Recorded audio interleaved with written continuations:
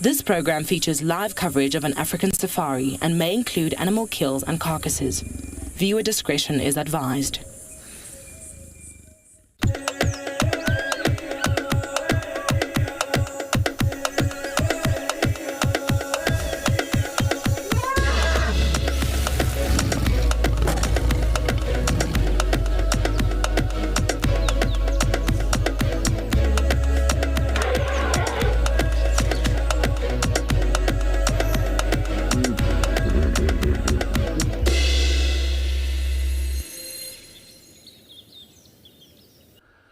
Well, what a way to start this afternoon's, or Saturday afternoon's sunset safari with Mr. Hippo here at the Treehouse Dam on this very, very, very windy afternoon. And it is blowing quite profusely here at the Djuma Private Game Reserve in the world-renowned Sabi Sands. Good afternoon to everybody. My name is Cedric, and behind the camera with me on Wendy, we've got Muscles and Paw and his teddy bear, who you met a little bit earlier on safari. So yes, we are sitting here at Treehouse Dam. And the hippos just decided to come. Oh, there's two hippos. Is there? Or is it just his nostrils? No, it's his nostrils. It's his nostrils, okay. I almost thought it was two hippos there. I was like, hey, one of the first times I've seen two hippos at this dam, but it looks like it's just the one hippo. That's interesting. Now he's coming towards us very slowly. There you can see where the little ripples are made on the water. So that's clearly the hippo that's underneath, moving towards our side. Matthias joining us on this windy sunset safari on Sentinel. We've got Steve and Panda. And all the way down in the Eastern Cape in Amakhala, got Ralph and Morgan. Great team in Johannesburg. Our two directors, this is Jared and Nadine. And then our tech guru that side is Sipiwe. And our tech guru that side is Max. I do apologize. Our tech guru that side in Johannesburg is John. John, how can we forget John? Eh? John. Yes. Well, this is live, this is interactive, everybody. So if you've got comments, questions that you want to send through to us, if you are watching on the YouTube channel, make sure that you do subscribe or join up as a member. If you do join up as a member, there is some amazing benefits that comes your way. And one of those benefits is you can be watching the Sunset Safari ad-free. Or if you're watching on the Wild Earth website, that is wildearth.tv, make sure that you do register, and then you can send those comments and questions and suggestions through to us for the afternoon. Well, afternoon plans. It's Saturday, Cat Day. We had plenty of cats this morning. It was fantastic. We had, Steve had Nsumi up there in the northeastern corner of Djuma, that beautiful leopardess. As well as Ralph had some amazing lion action down there in Amakhala. We had that Nkuhuma Pride, 3 of the Pride members on Chitwa, as well as a brief visual of Tlalamba before Wendy, the Land Rover that we are on currently, decided to completely stop working. But luckily we got back to the lodge, thanks to Max. He towed us back, and we got Wendy all sorted out, and we're out on drive again. So, plan of the action, I'm going to go to the southeastern corner. And I'm going to go and try and follow up on Tlalamba.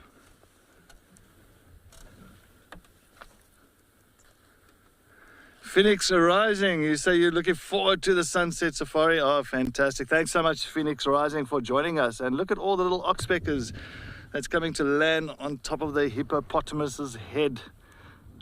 3 red-billed oxpeckers using the hippo's head as a nice little base so they can drink some water. Love the oxpeckers. Always do see them around. Yeah, I think they are nesting. I think 1 or 2 of these dead trees that's around this dam It's where these oxpeckers are busy nesting, just like the wurupoos and the kingfishers, all pretty much nesting in these hollowed out trees.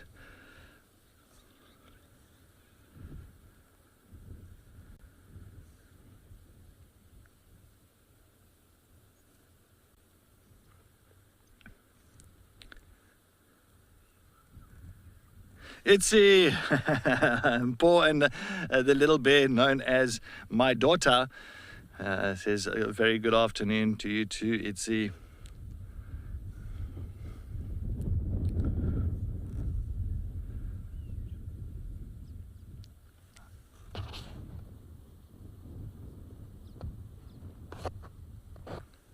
I'm very tempted to start moving towards that southeastern corner to start following up on Lalamba. Just want to see where she ended up. She was on quite a mission this morning, that leopard. She was really looking out for something to snack on. Anything and everything went for her.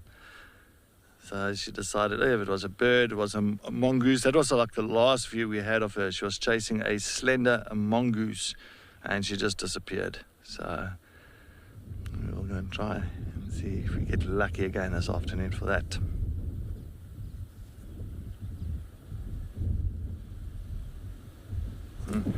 All right.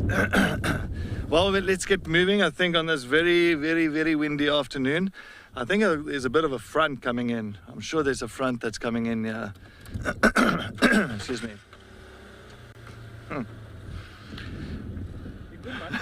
Oh, good. Thanks, Paul. Yeah, but with this kind of wind, you always see after this wind, it pushes a lot of bit of warm air through and all that, and then this whole cold front comes in. And I think tomorrow we're going to sit with some nice cold weather. Just got this feeling. But it is coming to that time of the year, so it is pretty much expected to have some cold weather. Yo, Annabelle, you say you're looking forward to a lovely, lekker, leopardy sunset safari. Am I right there? Sounds like right, that was a long one.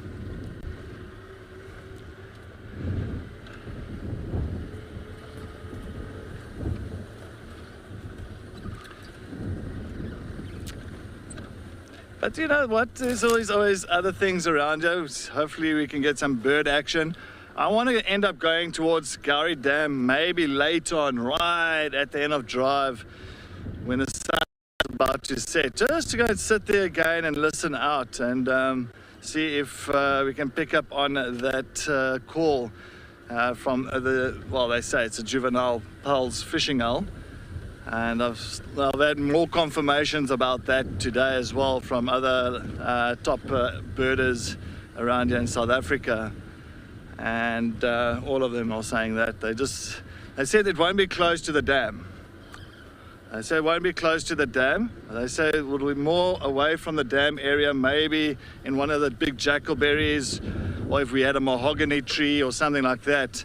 They enjoy the very thick canopy trees and green canopy trees. So we're thinking now jackalberry, maybe the boerbeens around here, but more the jackalberry. But we'll go take a look.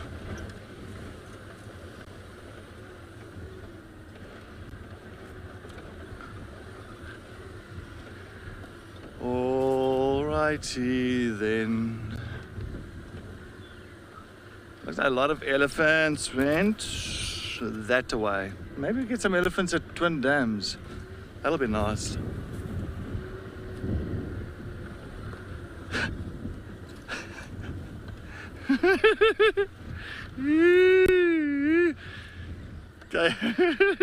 Caitlin, I don't know if I must answer this one. Caitlin, yes, you know what, the mullet is coming through. It is definitely coming through. It is, oh look, there's a brown snake eagle. Anyway, we'll talk about that later. Thank you. There's a beautiful brown snake eagle up this dead tree. Oh, look at that. Isn't that beautiful? But Caitlin here is very Australian. Oh, not the brown snake eagle, but the mullet, of course. Yeah. Oh, but look how nice. And that's one thing about a brown snake eagle. It's got that real box.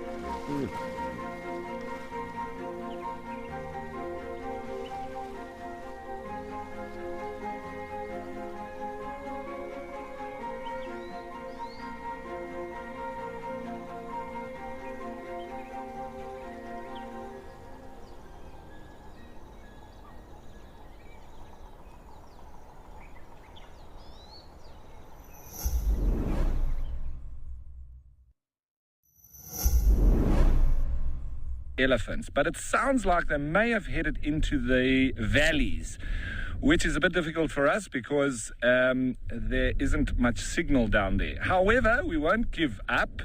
We're just going to scratch around a little bit here and see if we can actually catch up with the lions on our way through to the Bushman's River Basin. We'll go down there if we don't catch up with the lions and see if we can find the elephants and the cheetah. But regardless, we're still going to see whatever we can find along the way. You never can tell what may present itself. We've passed a few waterbuck, we've had a couple of warthogs, and just your general game. And Darkmane Lover, lovely to have you on board once again. Good afternoon to you as well, and hoping for lots of action this afternoon. Like I said earlier, it is a little bit blustery, it's windy, it's quite cool, so it might make for those predators to be out and about a little bit earlier than usual. Heading into winter, this is your general kind of weather that we normally have. And it does get quite chilly. It never gets very cold down here. Well, the odd morning can be, but it's not like up on the Highveld, for instance.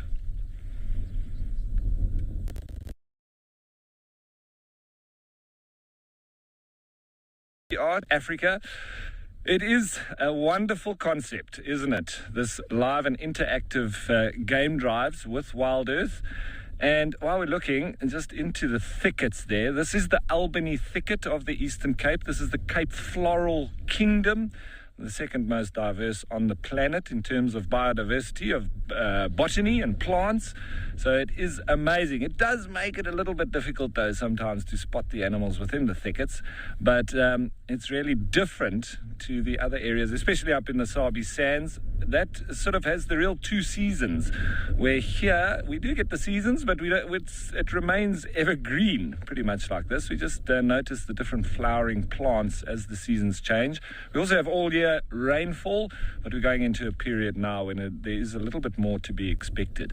You may see these beautiful blue flowering plants. Those are the plumbago, a favorite plant of the elephants, and they make those lovely blue flowers that also people, the local people, that they use that as a lucky charm. And the little girls also use because they've got a very sticky stipe, and so they can stick them on their ears almost like a natural earring, which is very pretty when they do that.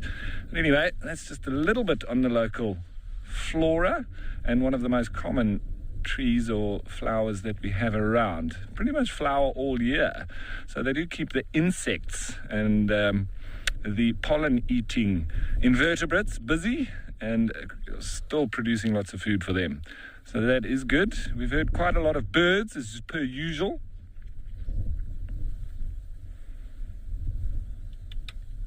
So Sandy, first time you've seen me, you normally see, well, you hear my voice on the live at the waterhole, and now you can see my face. And I do, in fact, actually also have a mullet, but it's a slow fade mullet. So, and I've had this for a couple of months. So I didn't copy Cedric, but at least it seems like there's a bit of a trend going now. Anyway, my initials are RG, and maybe it's after the very famous R.G. Snyman, the man giant, Viking, son of Snyman, who was a very big part of the bomb squad and for the Springboks. If you didn't know about him, well, you can look him up, or you can just listen to me and watch me, because I'm also RG. Anyway, we're going to slowly start up and see if we can find these lions. As I say, they split up. They were all mobile. The adults headed in a northerly direction, and the sub-adults headed in a southerly direction. So I'm not sure if they've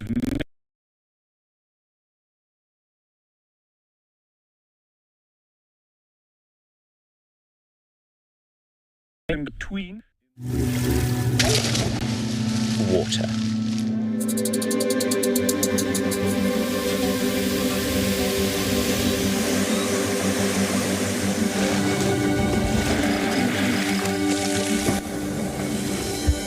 Every cell that makes up the wonders of our natural history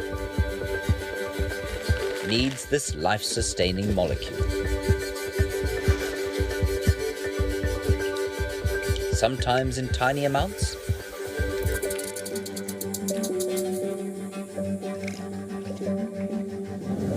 sometimes in torrents.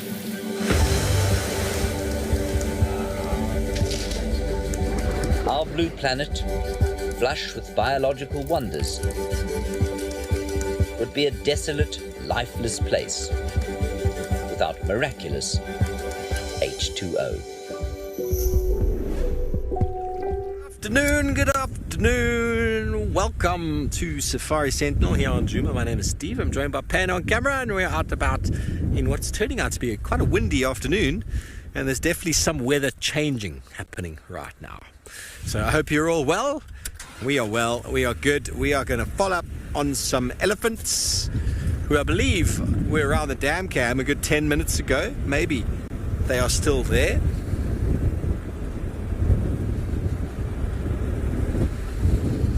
It's windy. And I know I'm driving, but oh no, Jared doesn't see them on the dam cam anymore. That's alright. We will find them. Goodness gracious. Well, spurfowl right here in the road. Swansons. Hello. Hello, Swanson spurfowl. What's happening? Are you taking it easy? Ding, ding, ding, ding, ding, ding, ding, ding. Oh. Just cheetahs and other animals just so ready for an exciting drive. You think spurfowl was just getting ready. They move quite quickly, don't they? Panda, you missed him, eh? You ran out of frame there. When it gets windy like this, I think all the little animals get quite freaked out by things. I think most animals do. Wind doesn't sit very well with me. Many of you know that. I don't know, it's just agitating. Wind, it's just unsettling.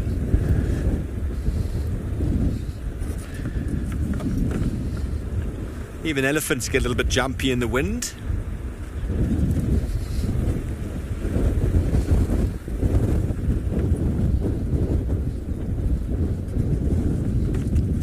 Okay, elephants, where are you?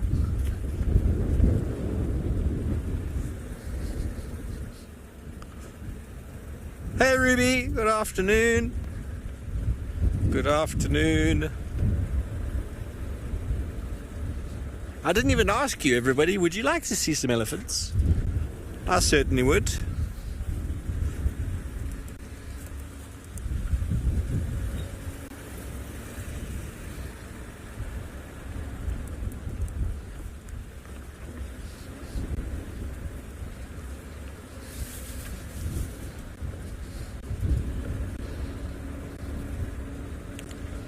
Now, where were they exactly might help us relocating. It's an upset spurfowl over there. Elephants don't normally upset spurfowl.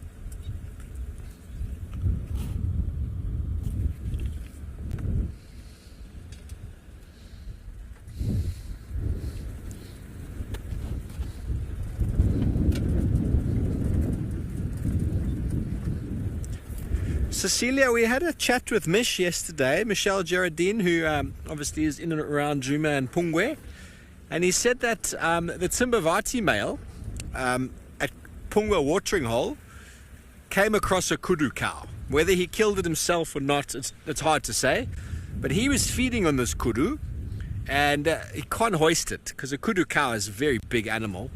And so then he went for a drink, and when he came back, Maribs snuck in and started feeding.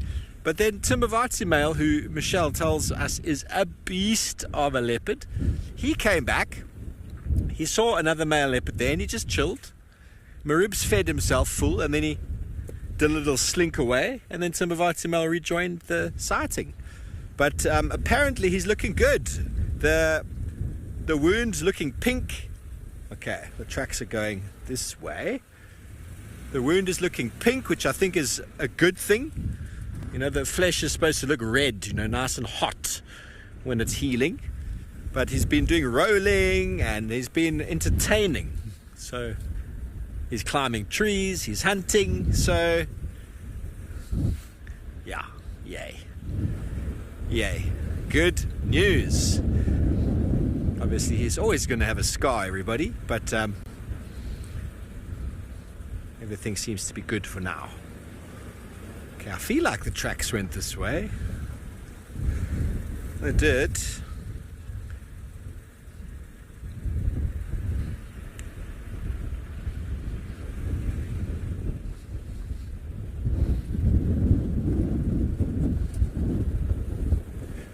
Well, the tracks, Jared, are telling me that they went this way.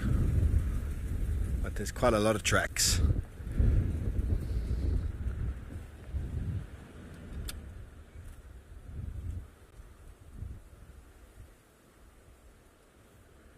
See, when it's windy like this, elephants are going to go into the drainage line. That's where I would go too.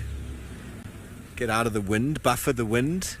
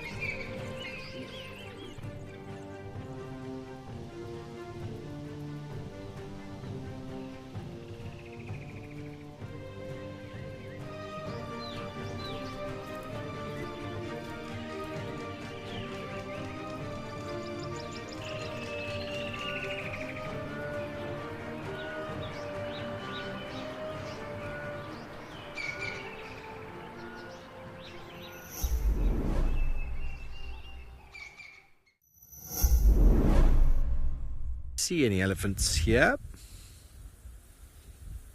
Doesn't mean they aren't still on their way.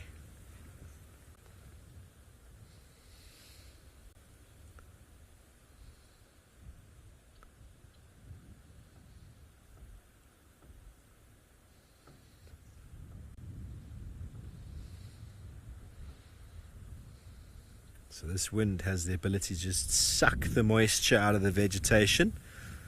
A few days of this kind of drying out really changes the bush from green to brown.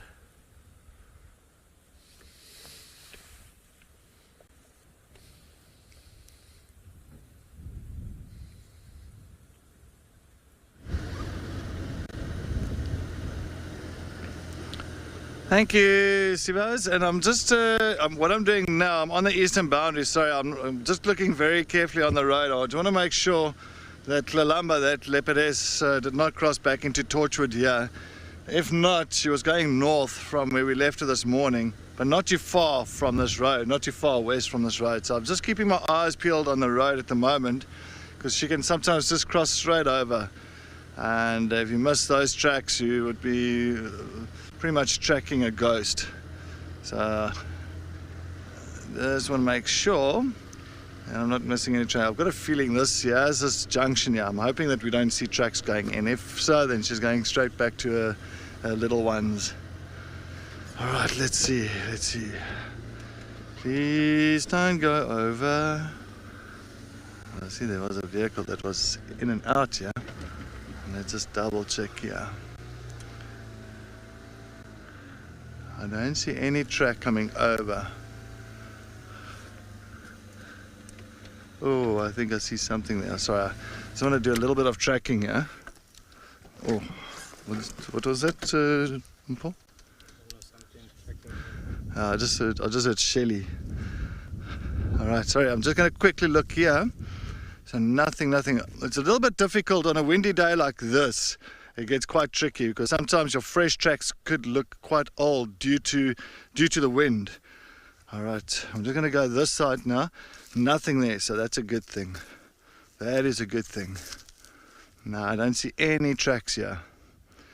No tracks, so she might have still gone up, or she might have made a kill somewhere in here. So let's head this side. Jared, so just letting Jared know that the comms is very, very bad. I'm not getting any comms this afternoon coming out.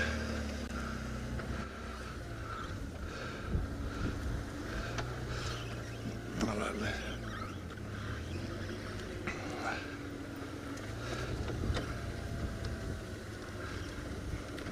I can hear you now, Jared. 100%. There you are.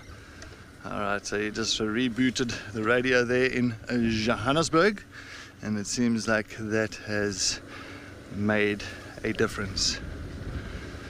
Okay, let's go down here slowly. And I'm hoping she might be lying in a tree somewhere waiting for us. That would be nice. Oh, Nadia, any news on Leluka? We tried our utmost best yesterday afternoon looking for a thing. I haven't heard anybody from the west calling in Leluka. I think she might still be somewhere here in this area, but that is, I don't know. It's very possible because she was on Juma yesterday morning and yesterday afternoon, but no other news from that. So we will try and follow up on that as well. But for now, I'm on the eastern side of Juma, and I'm just trying to see if we can pick up on Lalamba. I want to see exactly her route, and she usually will come as well. Sometimes she'll actually hit the Drakensberg road, and she'll go straight north along this one road. Yeah, it's called Drakensberg. So I just want to make sure that I'm not going to squash any tracks here with the vehicle. So I might jump out once again and just take a look. Let me just jump out here. Sorry, I'm just going to quickly be jumping in and out. All right, so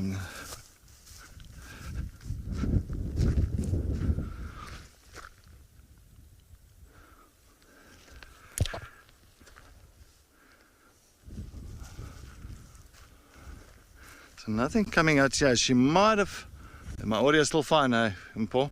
Just let me know if I'm going too far. Nothing here. Might just shoot back. Right, I'm not going to move away too far from the vehicle because my audio won't get all the way to the vehicle. All right, let's just go down here. So it's always very important. Jump off the vehicle, take a look. Keep in mind that you've got to look at everything. Everything. Sometimes it's not just a perfect print. Sometimes it's just that little sign that you're looking for. All right, well, we're going to try and continue just searching in. Nothing's come over here. Nothing's gone that side. We're going to carry on working. We're going to work this area now. While we do that, I think let's head over to Ralph.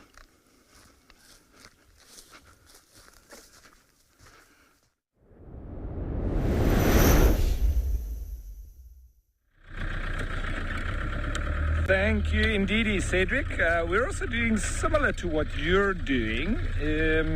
We're in the area where we last saw the lions this morning, so we're just trying to find some tracks if we can, and I'm just popping in here at this waterhole just to see if there's any interesting birds or any movement around. It looks to be a little bit quiet though. But it's interesting to note that on this side of the reserve, very different soils to what we experience down in the Bushman's River Valley, because down there, extremely clay type soils, whereas here it's sort of like very sandy, and we even call it the dune forest because of that. So totally different and a lot easier to track the animals here. You're going to actually see the tracks because we have the sandy surface with a little bit of a harder underneath substrate. So down in the basin, sorry about that radio, down in the basin it's almost impossible to track animals because it's like concrete because of that clay. So you can only see the tracks when it's wet, but then those tracks remain when it dries. So they can actually be months old and you can think that they're actually reasonably fresh when they're not. However, this side is a little bit different, as I've mentioned. But it is a bit quiet here, so I think we'll start up and continue on our search. A little bird coming towards us. It looks like a drongo. Nothing there at that little pan. But it's also nice for you just to get a good indication of how the sort of roads and things are here in this part of the country. It's not quite as flat as it is in the Limpopo area and on the area of the Sabi Sands. We've got a lot more hills, and when you go on trails here as well, it's a much bigger workout as well. So Milo, there's a lot of birds that feed on the plants here in the Eastern Cape. There's a lot of different fruiting plants. From the kai apples to the num-nums, which are wonderfully edible, even for us as humans. And so we have a lot of turacos, the Neisner turaco, as well as the purple-crested turaco. These are frugivores, and we have fruits that fruit different times of the year. So pretty much throughout the year, these frugivore birds will be able to find food for themselves. So it's a wonderful region and one of the richest, as I say, in biodiversity. And that's why a lot of this area is very fertile, and that's why it's succumbed to farming, mainly because of, you know, the plants that are available for them. So the 1820 settlers arrived here and found it to be extremely fertile, so they set up their camps and they started farming. Grahamstown, the old Grahamstown, now called Makanda, was actually the outpost for the British settlers, and they made that their capital and their garrison. And that's not too far from here, actually. Rich in cultural history, that's why they call it the frontier country. And it's lovely that they've rewilded these particular areas, likes of Addo Elephant National Park, and here all of these private reserves as well.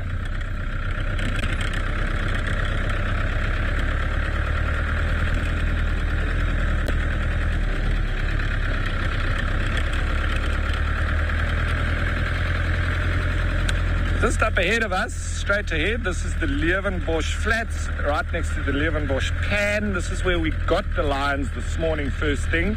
I see there's lots of red hartebeest hanging about there, so don't think the lions are here, although they seem to be looking in a particular direction, all of them. Maybe the lions have returned. Let's go and have a look. Are they looking at lions? It would be nice if they are.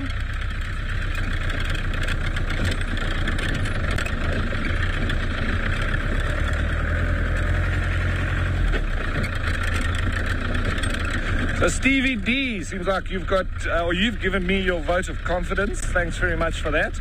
The slow fade mullet, I think, is the key. Aha, so they are looking at the lions. Well done. Thank you, Morgan. There they are. So as we've searched, we've returned to where we first saw them, and they've returned. So there they are, the golden glimmer of lying lions. Lying lions? Sure.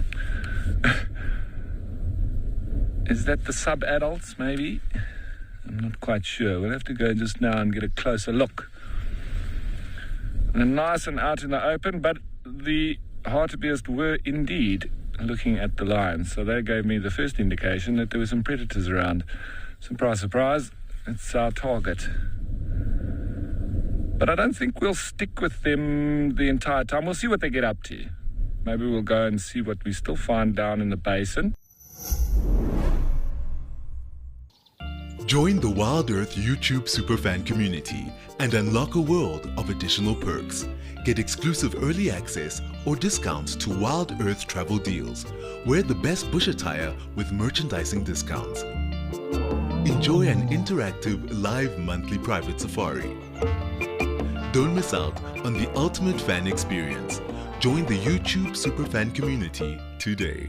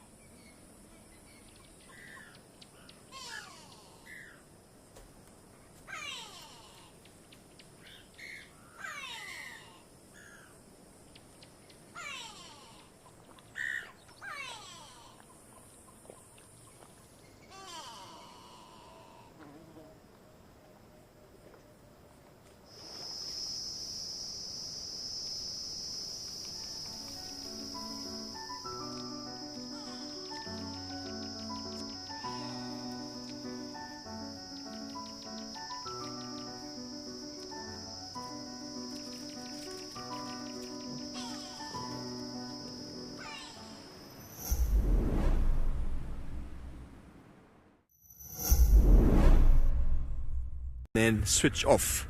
It's possible that they're just in here feeding. They hadn't gone far enough down for me to have picked them up before. But yeah, elephants, like most animals, they don't like the wind.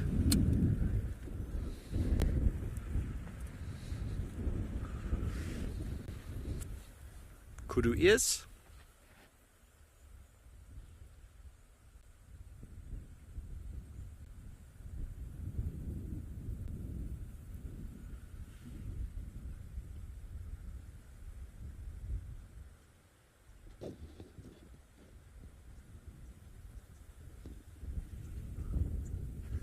The wind is cool, everybody. It's a cool wind. Panda's ready to put on a jersey. I promise you, it's not the aircon flowing through the car. It's just cold front is on its way. Okay, I can't hear anything with the wind. Ooh.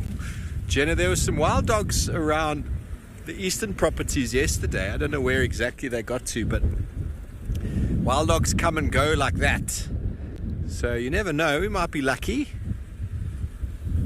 We might be lucky. Most of the times I've found wild dogs, it's just been completely random. Or you go out, you find some fresh tracks and you move quickly and you find them.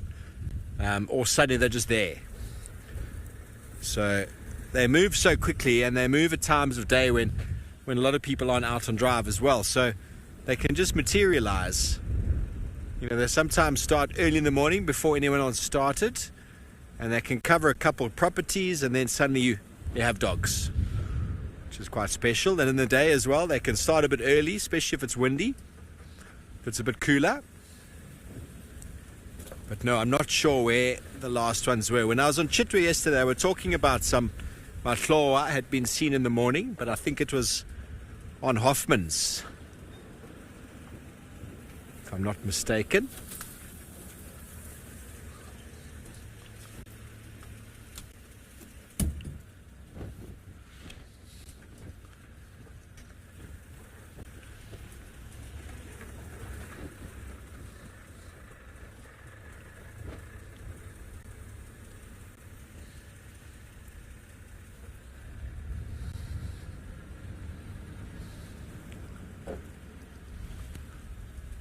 You know, I suppose it's, if you think about the job that we have, it's like playing hide and go seek all day. You go and hide animals and let's see if we can find you. We're never going to grow up, Panda. Never going to grow up. It's great. Keep us young forever. What do you do for a living? I'll play hide and go seek in the bush with a Land Cruiser now. Sometimes with a rifle, I go play hide and go seek with a rifle. That's just to keep people safe, really. Okay, these elephants have disappeared into the thickets. They'll materialize at some point.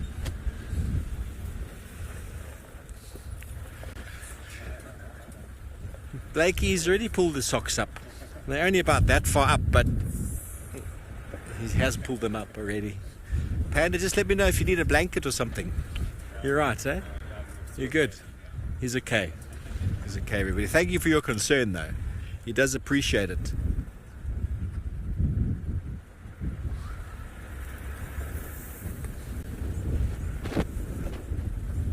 I mean, did anyone see the elephants drinking at Vuyatela Dam? Because if they did, then they're slowly moving through here. If they weren't drinking, then they can cover some ground. But when they drink, they then meander very, very slowly. They might even be under the tree. Okay, so they have had a drink. So their movements away from the dam will be very slow, very, very slow, and we'll carry on in this direction. I'm sure we're going to send you over to someone. I didn't quite get those comps.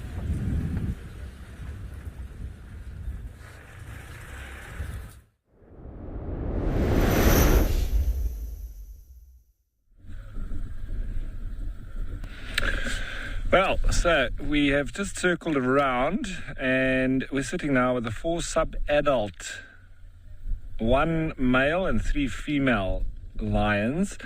They split off well, I think the adults split off from them almost in protest. I think they've gone off hunting or just for a nice break from the youngsters, who are very playful still, and I think sometimes do irritate the adults a little bit with all their energy. And so the adults have gone off on their own. And now the sub-adults have returned to the last point of where they were together. So quite clever from them. And obviously the adults often do that, especially when they're younger, will leave the youngsters. So they're well versed in this. So they're all alone, but they can handle themselves now, and there's nothing to worry about at all. They're big enough, and so no real danger for them. But what a beautiful picture it is with this golden light and them lying in this lovely lush green grass. Oh, is that the young male? He's just plopped down. Now he's going to roll around a bit.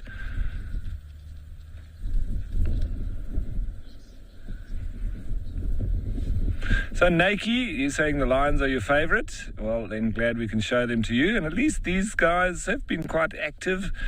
And as I say, it's not too hot, so they're lying out in the open. And we obviously can't off-road here on this reserve. You know, they've taken this policy because, you know, they're off-road in the Sabi Sands. Here they've taken the directive of, you know, from the ecology team, because they're trying to rehabilitate the soil here to its original form. There was a lot of agriculture, there was also a lot of grazing with livestock, etc. So they're really trying to get this back to its original state and let it, you know, with the succession of the plants that come through and everything, and rejuvenate. And so that's why they've taken the policy of no off-road driving. So sometimes we do have animals on long distance and we can't get closer, but it's all for the betterment of the land here, and letting it rejuvenate. Well, what a beautiful picture that is. These lions have really grown fast. They do, especially when they've got parents that supply them with consistent feed. And I think now they are starting to be, you know, an advantage for the pride. Sometimes I think they're just a little bit too playful for the adults when they are trying to be serious and hunt, and they give away their position. So City English, we were just trying to work out this morning. I know that they were born in November, December, but I think it wasn't this last November, December. It was the one before. So they are, if we say November, December, that's 1 year, and then January, February, March, April, May. So they're like a year and a half old. 12, they're about 16, 17 months old. So that's why we say the sub-adults are just under 2 years, well, 1.5, going on for 2 years. Sub-adults, generally between 2 and 3 years, they will sort of get their, you know, be the full size, but they still need to fill out from there, especially the males, and get their proper mane. Generally between 3 and 4 is when they're then sort of really fully grown. So these are sub-adults now.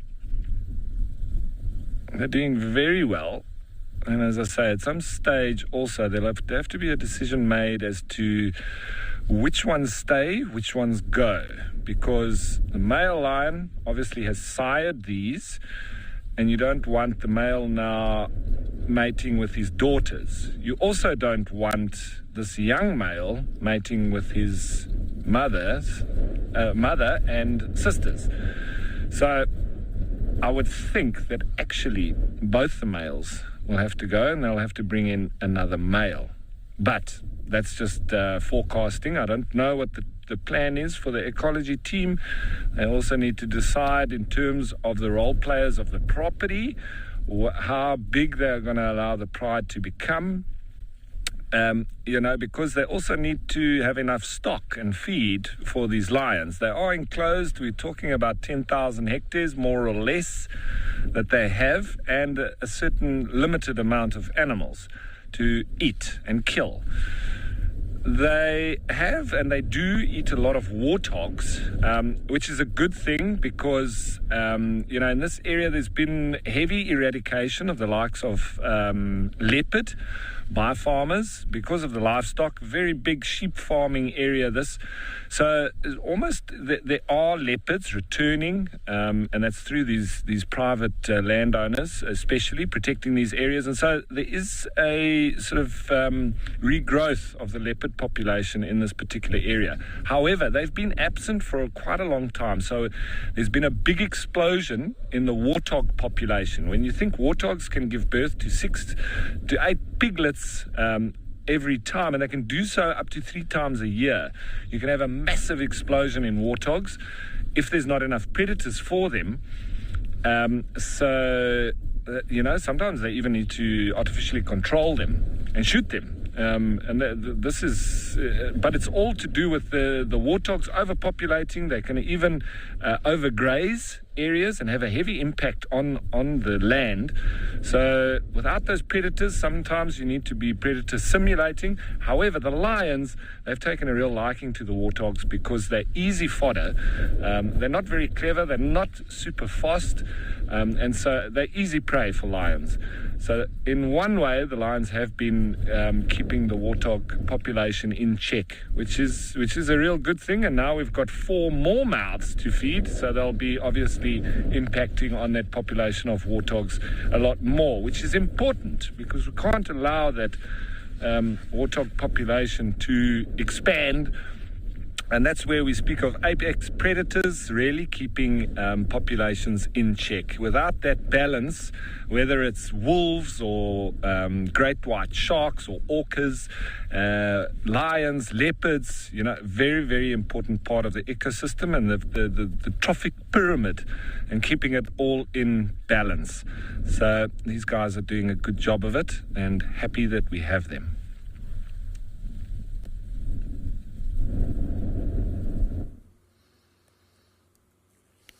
Well, welcome back to Djuma, everybody. We were given a report from a viewer that there was a monkey alarm calling on the dam cam. We are now here sitting, listening.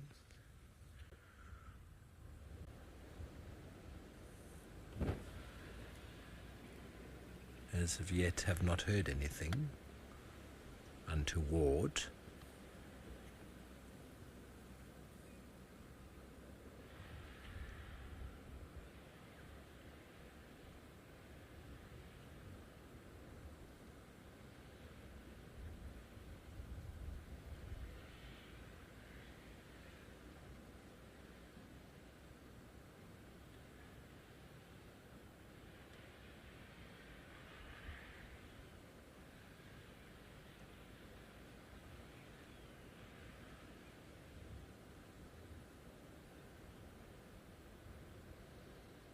Nice to just sit sometimes in silence, clearing the mind.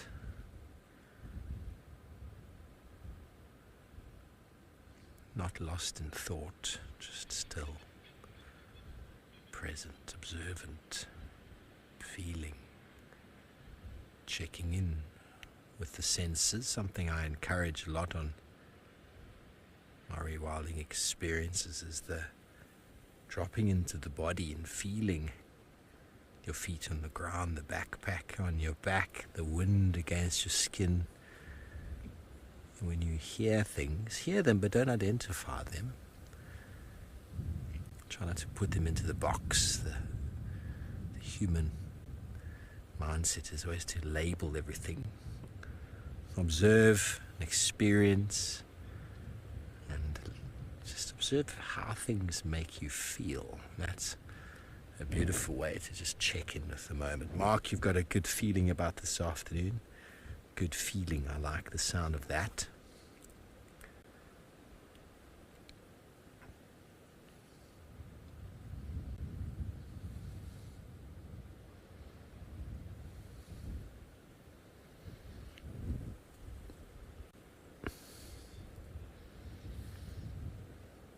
Hello everyone, well if you're just joining us, we're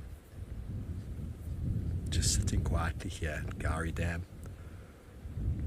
having been alerted to this area by a viewer who heard some monkeys alarm calling, and monkeys are very reliable alarm callers. But there's nothing. There's not a hippo, there's not a nyala, there's not an impala. It's very eerie here at the local watering hole. Even the elephants moved off before we could get here.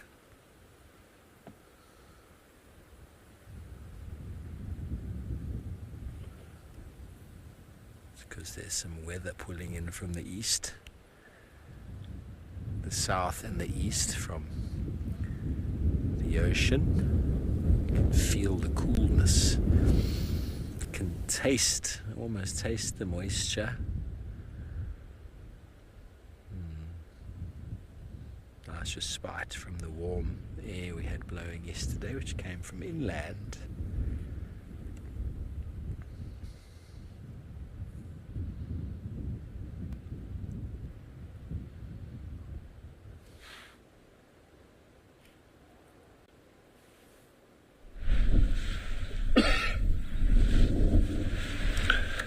So we're still hanging with our sub-adult lions.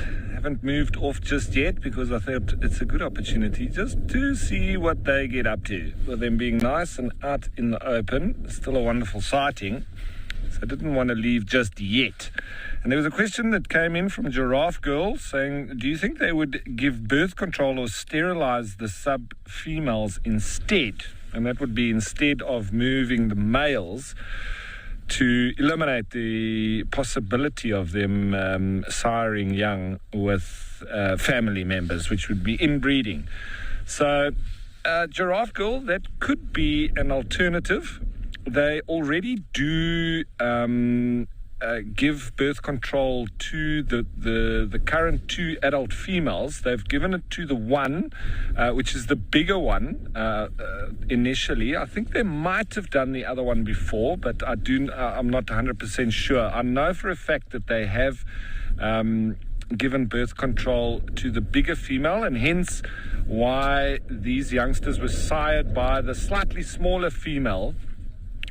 However, that lasts for about 2 years, so they're going to rotate between those 2 females is the plan that I heard from the ecology team. But I think that it does run the risk because it's not always 100% effective. So you still run the risk of inbreeding if you keep these females that were sired by this male. He will mate with them, regardless of whether they've had the birth control or not. And sometimes it doesn't work, and then you land up with inbred, offspring, which does really weaken the genetic pool. And then what do? Do you euthanize them or what? So it becomes then a problem. So the easier solution, and I'm not speaking for the ecology team, they will have their own plans. So just let that be clear. But I've also been, in charge of reserves as well. So you don't want to play with that risk. So what my thinking is that they'll probably more so have to do something with the 2 males. And that's when, collaboration between landowners, between private property owners, and with sand parks. There's Addo Elephant National Park. Maybe they need some genetic diversity and there can be a swap. This is often what you get when you have cheetah also that expand with their population. Then there's one reserve that needs a male and there's one reserve that needs a female, and they've got the opposite, so you do a swap. But it all goes through the sort of national database and of Pantera, and so they will know which genetic lines these are, and they obviously also try then to get cats that would be as far away as possible from their family line, and that then keeps the biodiversity nice and rich. But anyway, I think we'll sit here a little bit longer and see if these guys get up to anything or if they go and try and catch up with the adults. But while they're still sitting here, I think you're going to move off and head to Stephen.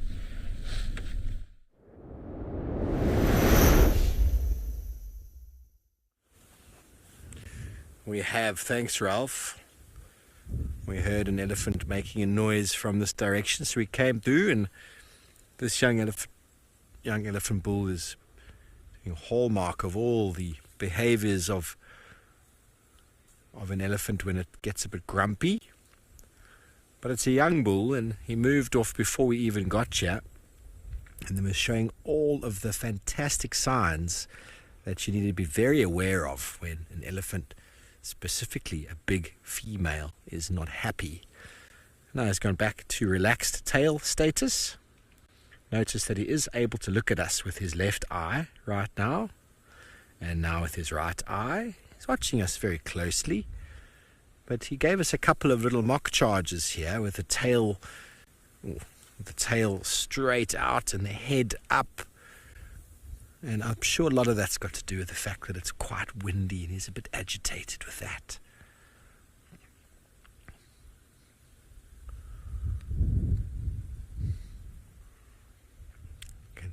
Here's some more elephants off to the right-hand side in the drainage, feeding. We're much more protected from the wind down here. Okay, Panna, let me move up a little bit.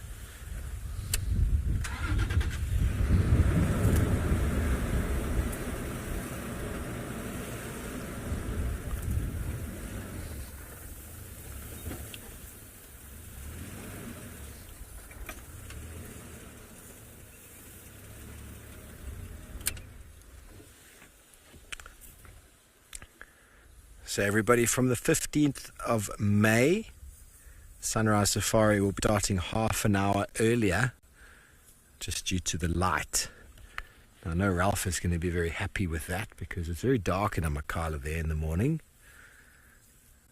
Even us, the first 20 minutes, are pretty dark. So that'll be the 6:30 South African time. Am I right, Panda? Okay, now he's kind of hidden in the bush. Let's go get another view of him. I enjoy elephant bulls, young elephant bulls like this. They can be really good value, really help you to learn about elephant behavior, because they go through all of the different stages of displacement and aggression, seeming aggression. Tell me when you're good.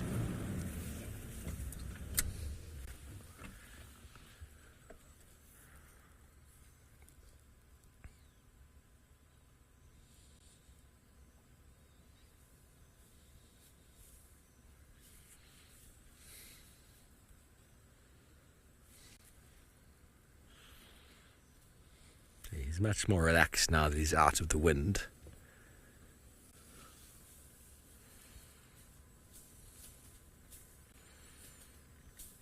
And he's a big boy, you know, for himself. He thinks he's really big. So because we didn't react and run away from his antics, he's now gotten a bit shy and has now moved away and feeding as if he wasn't trying to be naughty. Typical teenager. I wasn't being aggressive with you. What do you mean? I was just playing with my grass.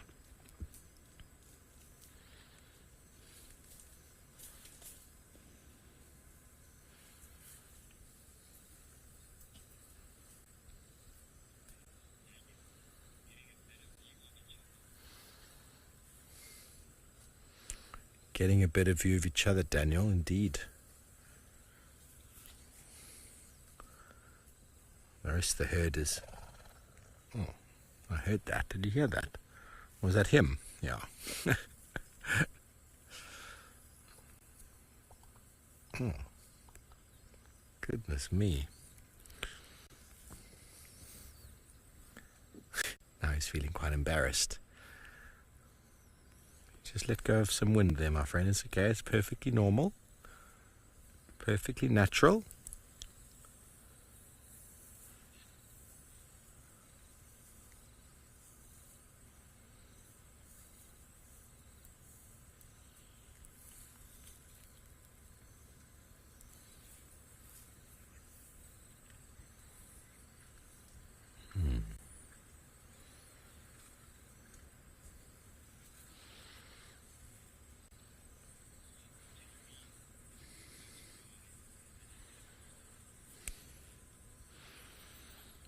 Jalebi, I'm not 100% sure, actually. That's a good question.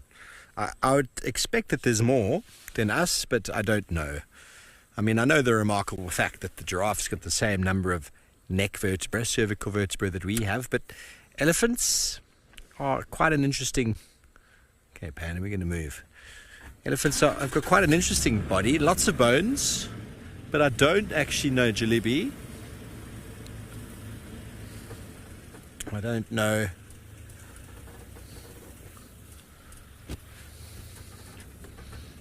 We'll have to do some research. Okay, well, we're going to leave that elephant and we'll loop around here and we'll probably find the rest of them where we were earlier.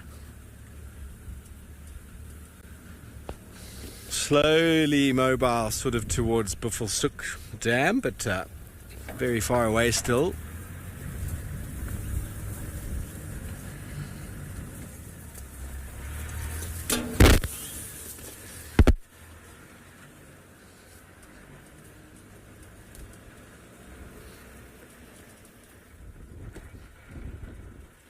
Okay, well, it sounds like Sedders has sorted out his mechanical issues and he's found some ellies.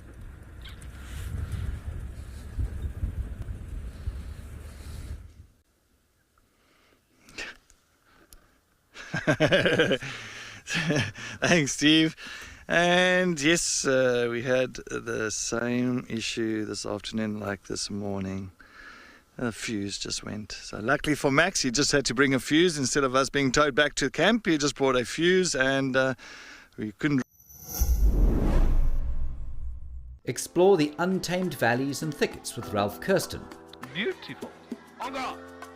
Or venture into the wild with Eric Barnard. I will take you to my favorite places, show you my favorite animals, share the best stories, and you will definitely be able to watch the stars. There are only 6 places available on each safari. For more information and to secure your seat, contact Wild Earth Travel.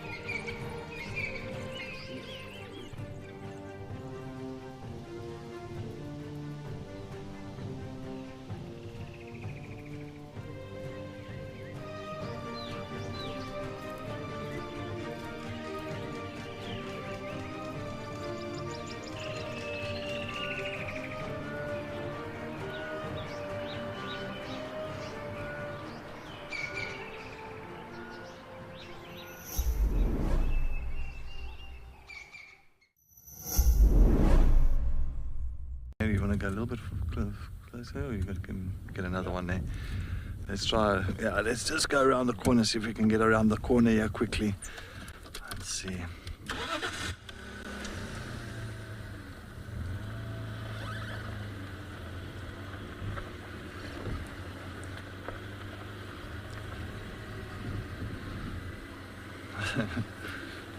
Hello. I'm just going to stop just, yeah. There we go. There we go.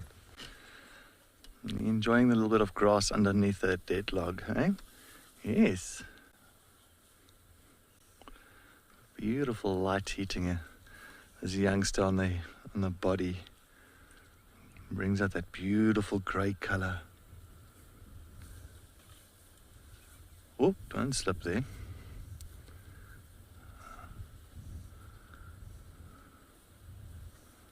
I'm going to follow Mom.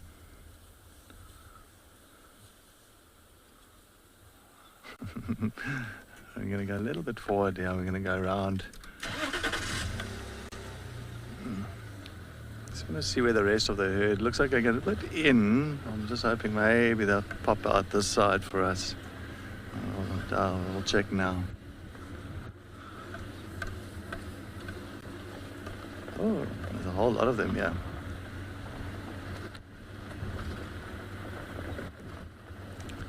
Hello.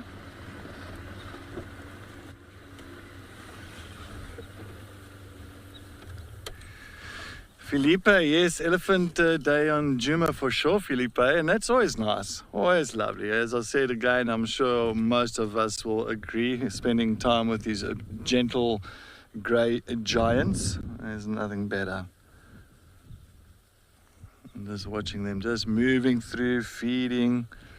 Little ones are doing their little things, playing around sometimes, becoming inquisitive. It's always stunning.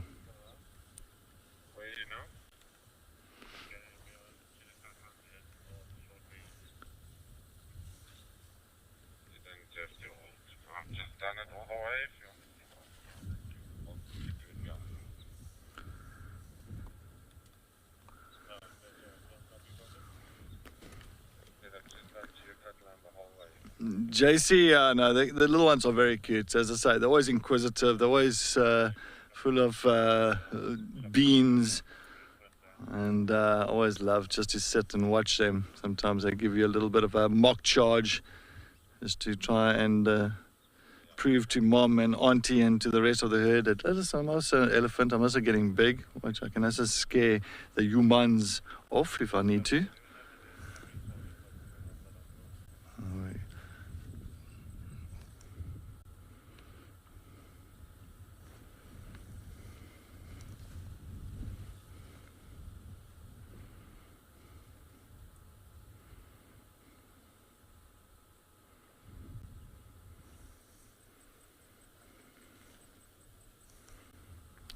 Youngster there. Quite a few little youngsters around here, nice little calves. I haven't seen anything very, very small. Most of them above, like 2 years old and above.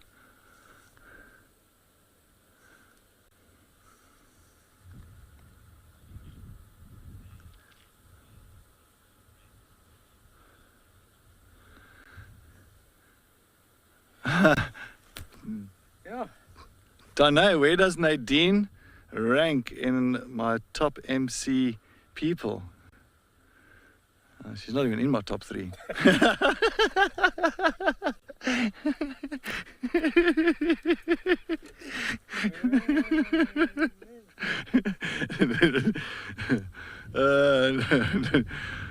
don't know. I think I'm going to get scolded for this. I think I'm going to get very much scolded for this. I don't think I can actually give you an answer on that.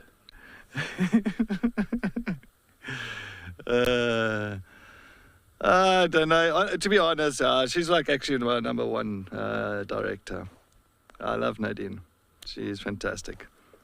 She's really good at what she does. And everybody else as well. Well, all fantastic. It's difficult to say. I think just Nadine she just knows how to press my buttons.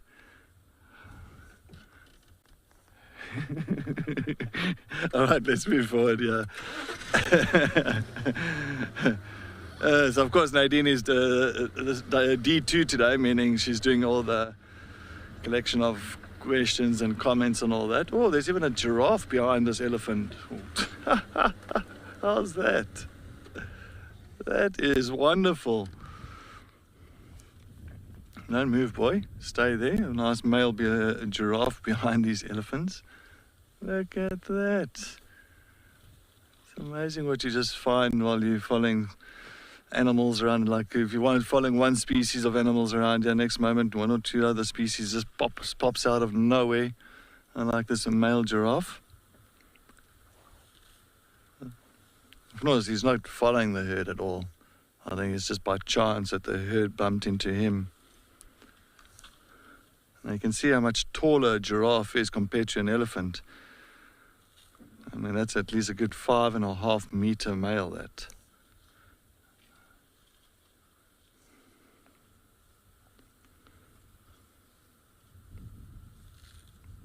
And he's beautiful. And one thing about a giraffe now, it's got the advantage of height. So you can get to those nice little shoots right on top of the trees, all those little young shoots that's coming through, the last little bit of leaves. Still can browse away on that. And look at the little one, he's going to think, Mom, what is that tall thing in front of us? That thing doesn't look like us. It hasn't got a trunk and it's much taller than Mom.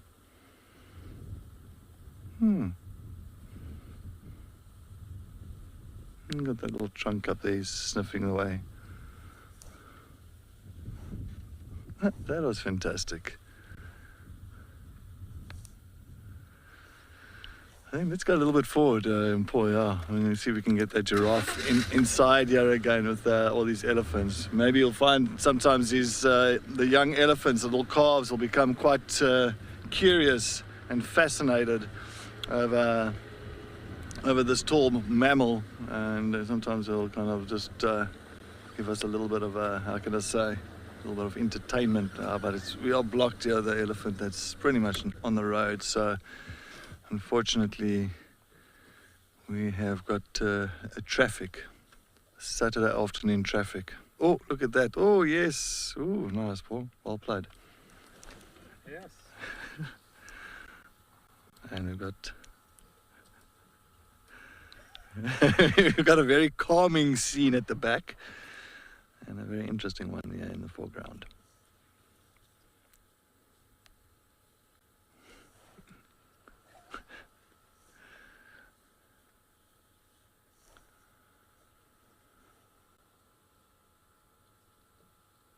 At least the wind has died down. That's one thing I can say. The wind has died down a little bit, not completely. Sorry, mister, you don't mind if you move out the way? No, not really. Oh, my word. Well, maybe this one's got a bit of a tummy problem. Maybe ate too many green thorn seeds.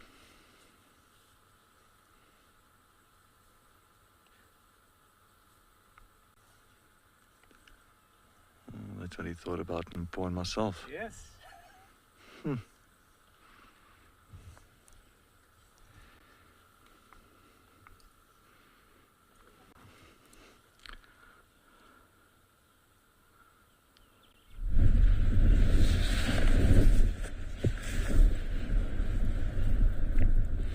So we've just come up to the spot that we call God's Window to have a nice view over the Bushman's River Basin. And what a view it is. It never gets old. You can see lots of animals down there in the basin, grazing happily. So always nice just to stop up here and see what's happening down below before we actually go on down there. We're going to do a bit of a loop, head into the basin, get in the thick of things with all those animals down there, and then make our way up over on the other side. Who knows? Maybe we'll spot some rhino in between. That would be lovely. Getting up close with those big chaps. But the wind is picking up here while it's dropping for Cedric. So we're getting colder by the minute. But we are up quite high here on the edge of the basin, so as we drop down, I think the wind will be a little bit better for us down there. Now, the Bushman's River is still not flowing. We were hoping that it was going to a couple of months ago when we had lots and lots of rain. And the little tributary rivers, it started to flow, and it seemed like it might get it going, but I think not so. Explore the untamed valleys and thickets with Ralph Kirsten. Beautiful. Oh God. Or venture into the wild with Eric Barnard. I will take you to my favorite places, show you my favorite animals, share the best stories, and and you'll definitely be able to watch the stars. There are only 6 places available on each safari. For more information and to secure your seat, contact Wild Earth Travel.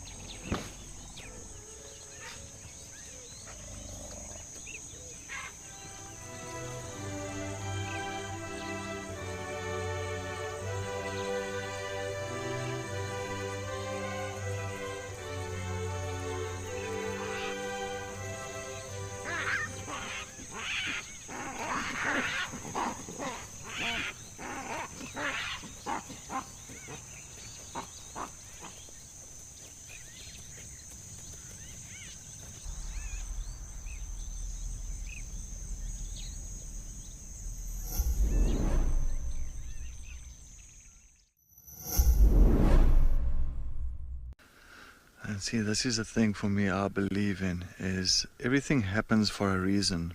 So Wendy's fuse kind of blew for a reason. Because if that did not blow, we would have missed this entire thing. We would have not, we would have been past here 20 minutes before this actually happened. So as I say, everything happens for a reason.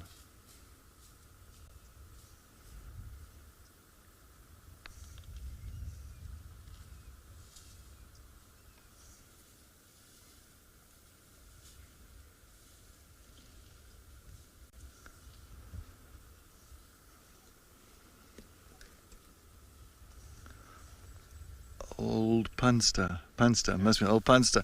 Old Punster, it is very cool. This is very, very cool. I mean, seeing elephants in the foreground, pretty much the largest land mammal in the foreground, and then you got the tallest land mammal in the background.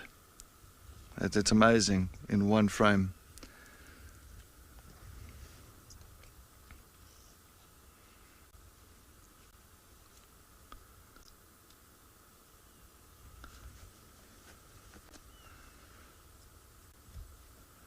And now we just need a cheetah walking in the background there, and we'll have the fastest land mammal.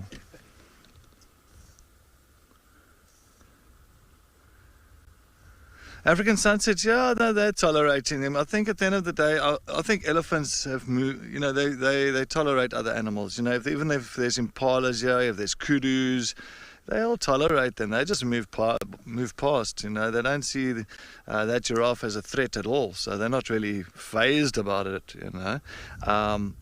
Sometimes what's amazing that sometimes you'll find like the younger ones, the little calves and that. They tend to try to act big, and they'll try and chase a giraffe away, or they'll chase impalas away, or kudu. It's just like that typical young, attitude. That the little ones show, and that can happen. But the older ones, they're not too phased about this giraffe just being here. It's like, well, you're one of us. You're one of us, yeah.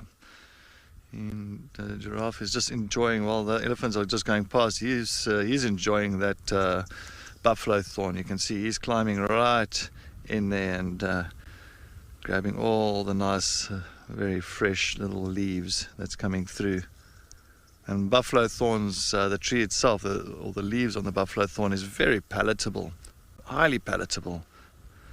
A lot of nutrients inside of that leaf. And that's why they find that that tree has got so many thorns on it, just to protect those leaves. But for a giraffe, it's no problem. Very leathery mouth, like an old leather boot, and the tongue as well, very, very, very tough, with a lot of mucus as well, so just to protect the mouth from all those thorns. And then the elephants, they'll just come past and use their very thick skinned trunks to kind of rip those leaves and the branches off. But for us humans, if we touch that branch or that tree, any part of our body, it's going to be very, very painful.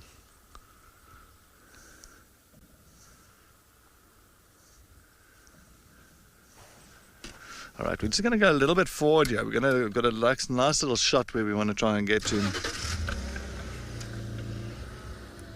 Giraffe and its associates, yes, Mr. Giraffe and its associates. It actually sounds like a nice, like a company name. Giraffe and its associates. There's actually a band in South Africa called Giraffe and Zebra and Giraffe. And Zebra and Giraffe. Not that great, but we'll stop here. It's fine, Paul. It'll be not too bad.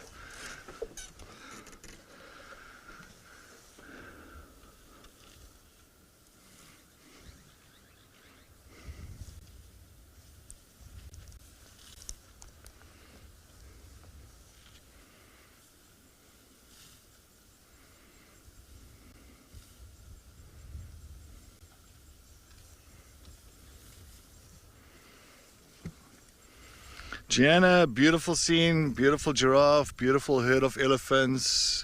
Gianna, it is perfect for the afternoon, perfect. I can sit at a sighting like this for hours and just admire this and just enjoy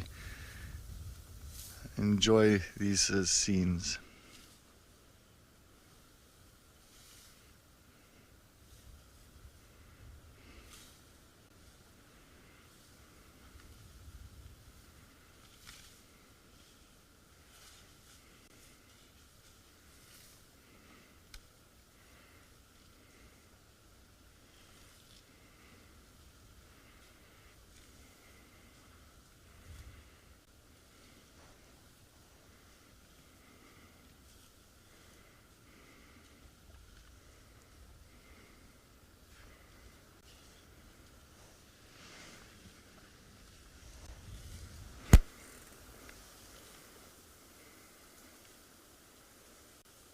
Also, the light is so stunning this afternoon.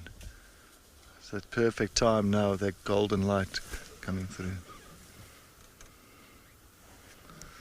Julie, yeah, oh yeah, if you look at a giraffe, the hair on the giraffe's tail, it's very, very long. It's long, long hair. I think they've got the longest tail hairs out of all the wild animals. I think that's was recorded, but I might be wrong, but I think so.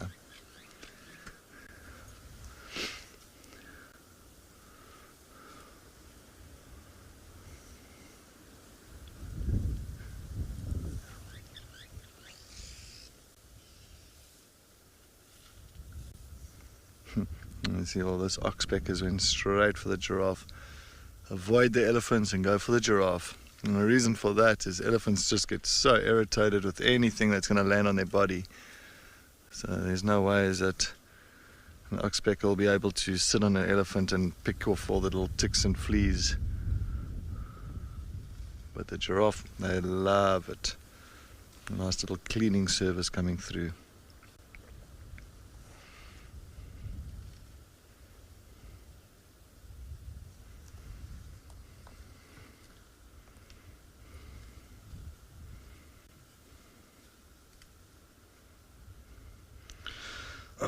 All right, I don't know if Steve answered this one, but thanks, Catherine. You say,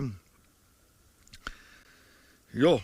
All right, so elephants will have about 60 to 70 vertebrae. So seven cervical, 20 to 21 thoracic, 3 lumbar, 5 sacral and 19 to 21 caudal vertebra. So that's a lot. So that's what? That's 21, so 30, 40, 50, 55, 60. So about 60, yeah. Up to 60 vertebrae in an elephant. 60. That's a lot. Wow. Thank you. Thanks, everybody. Thanks to Bill as well and Catherine. I do appreciate it. Nice to know. We learn something new every day. Something new.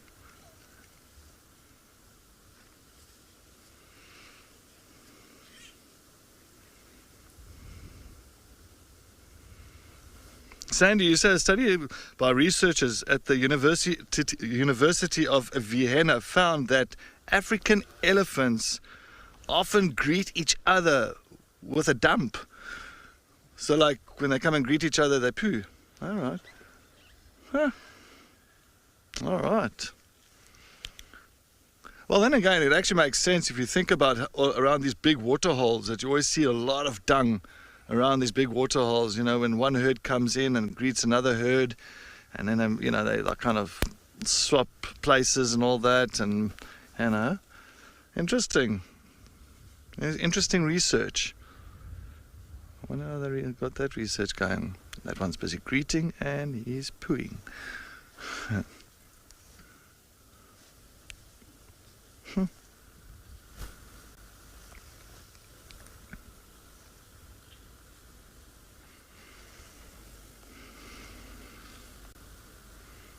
Look at that, that's beautiful, eh?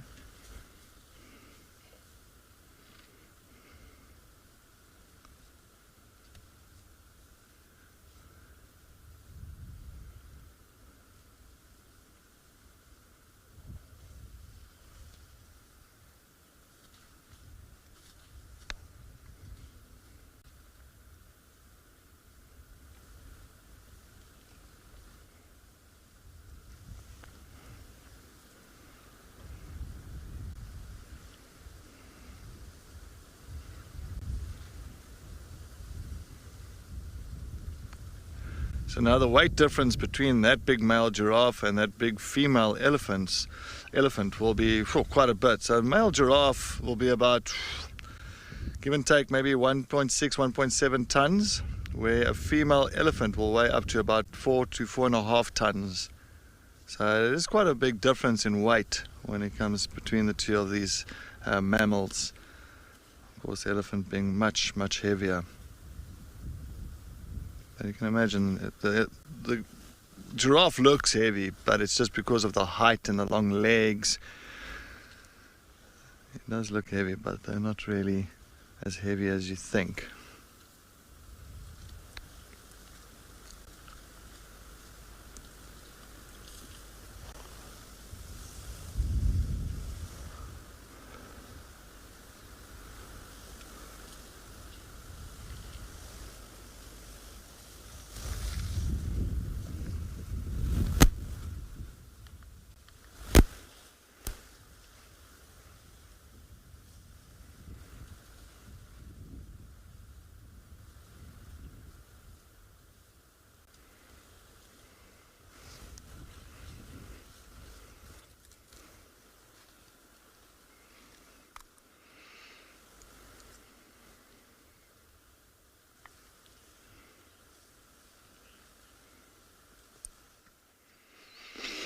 Cheeky baby Ellie, yes, and Paul's very proud of his camera work. Absolutely. He tells us every day. Absolutely, man.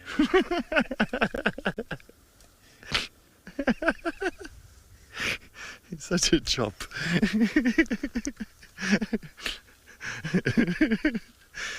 Thanks, cheeky baby Ellie. Yeah, no, look, Paul does. He's got his creativity, all his creative side. Sometimes that comes through. Sometimes. Yeah, there's more elephants on that side.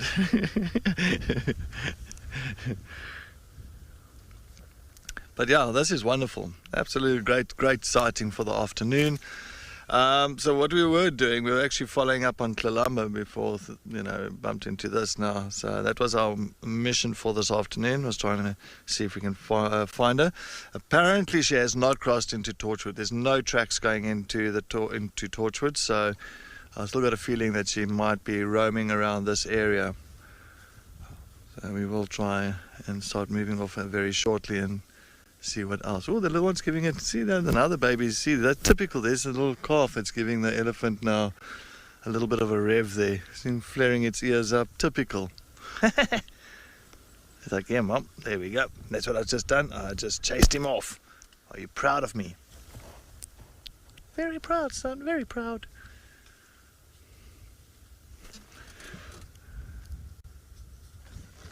All right. All right, let's move on.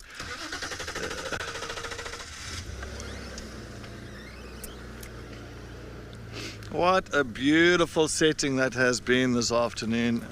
Wonderful. Wonderful. Oh, we've got more roadblocks happening here in front of us, so I don't think we're going to go too far. I think this is as far as we're going to go. Hello.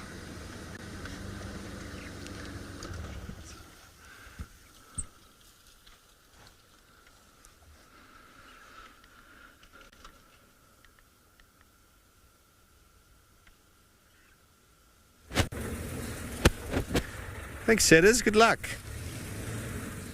Your trail. We had a quick view of a waterbuck male. And then he disappeared. So, yeah, it's been a pretty quiet afternoon so far. Elephants didn't come out again of the thickets, but Cedric was able to show you some wonderful sightings there.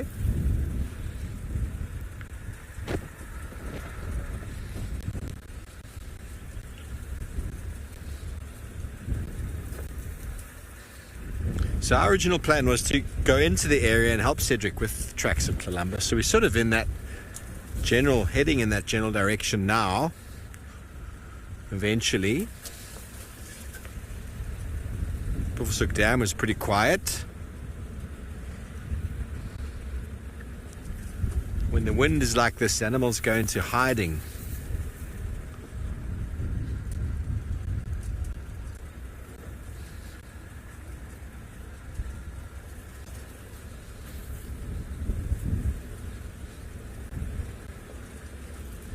Daniel, I'm sure they do all the time. A lot of it will be body language. I mean, most language communication around the world is body language. Body language is normally pretty obvious. And many of our animals do understand each other's alarm call, so that's definitely communication. Explore the untamed valleys and thickets with Ralph Kirsten. Beautiful. Or venture into the wild with Eric Barnard. I will take you to my favorite places, show you my favorite animals, share the best stories, and you will definitely be able to watch the stars. There are only 6 places available on each safari. For more information and to secure your seat, contact Wild Earth Travel.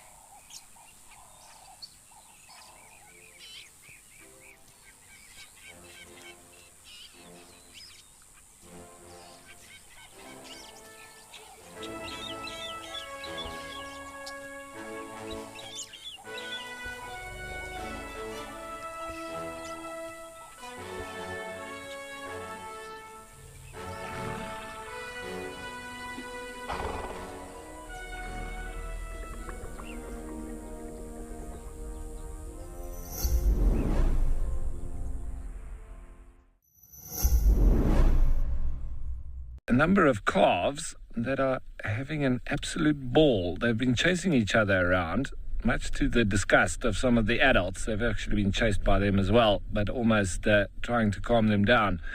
I think it might be the weather. It's lovely and cool, so lots of energy now with these youngsters, and it's lovely to watch. The rest of the herd pretty much heads down, grazing. And the youngsters full of beans.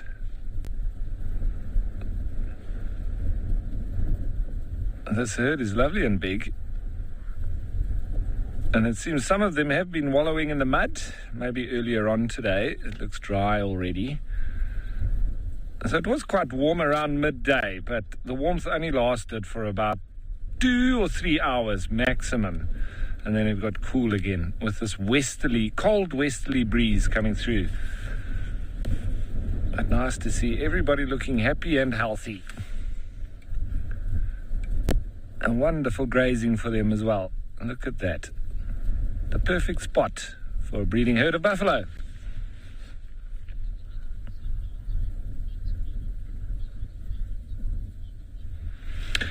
So, eagle lover, interesting question. We're sort of at a little bit of, a transition zone between the Karoo and this part of the Eastern Cape, this lush, a thicket biome. So you do have a little bit of overlap of the arid species that do naturally exist here, but they don't do excessively well. The likes of oryx and springbok and even eland are more arid adapted species. So they occur naturally in the Karoo, and as I say, they would have occurred here naturally as well, but never in the numbers, and I think more so migrating to these parts and moving back to the arid areas. So they survive here, those species, but when it gets really wet, cold, humid, they suffer. And especially with the youngsters, you can have a high mortality rate during those periods as well. Ostriches too, that's obviously a big one. They would naturally occur here, but obviously when it would get wet and humid, they would have migrated out of these parts. And specifically when they were having chicks as well, the ones that have chicks here, if they go through a week or so of being wet and cold, they die. So they can't survive that, and hence they're so well adapted. They're specialists in the arid regions that when those conditions change, which you think would be favorable, because of their specialization, they're not able to survive as well. Buffalo, however, very much adapted to this kind of lush environment. They are heavily dependent on water. They need lots of good grazing, and so this region is perfect for them. And so much so that that we've even have the genetics of the disease-free buffalo. And these are of that genetic line. So it was a few years ago, they were one of the most expensive commodities in South Africa, and hence why a lot of private game farmers were actually farming with these disease-free buffalo, because their price skyrocketed. But because of the increase in supply, the demand eventually dropped off. A lot of farmers now have the disease-free buffalo, and so it sort of flooded the market. But initially, there was lots of money made on the disease-free buffalo, which were sought after so that people could breed them into their genetic lines, and they do, very resistant to the likes of tuberculosis and foot and mouth disease. So these guys are very fit, very healthy, and this is the perfect environment for them. But for the question, to answer it, we do have an overlap of the species that, specialize in the arid areas, but would have enjoyed, especially the grazing and the feed in these areas, but they wouldn't enjoy it when it becomes wet and cold and humid. That's, those specialists, that's the trouble with specializing. When the conditions change that are unsuitable, you obviously specialized so far that you can't really survive very well in those differing conditions. Whereas if you're a generalist, we look at the likes of impala, supreme generalists, and you can find them in pretty much all different habitats. because they're able to sustain themselves in so many different conditions and environments and eat different food, etc. So it's quite interesting. And it looks, I think, is that a bull after a female, or is it two bulls having a bit of a fight? They're going around in circles there. They're playing ring-a-rosies. And it seems like there might be a bit of a fight underway.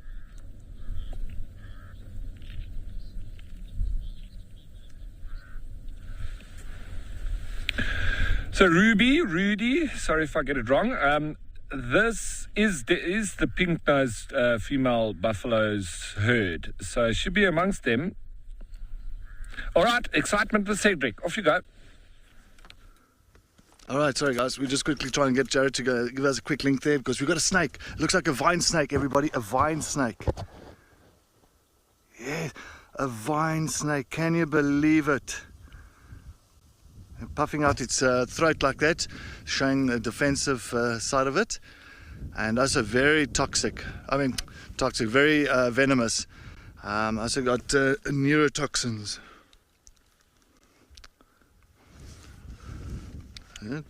Hemotoxins. That's it. I got so excited now. That's why. I haven't seen a vine snake for such a long time. So hemotoxins, hemovenom. So hemovenom is pretty much it attacks your little blood cells, and it thins out your blood quite a bit. But wow, a vine snake. This is the first vine snake I've seen in maybe 10 years.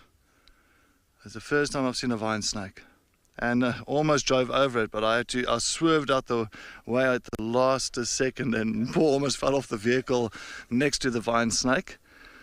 But look at this, isn't it? It looks like a male to me,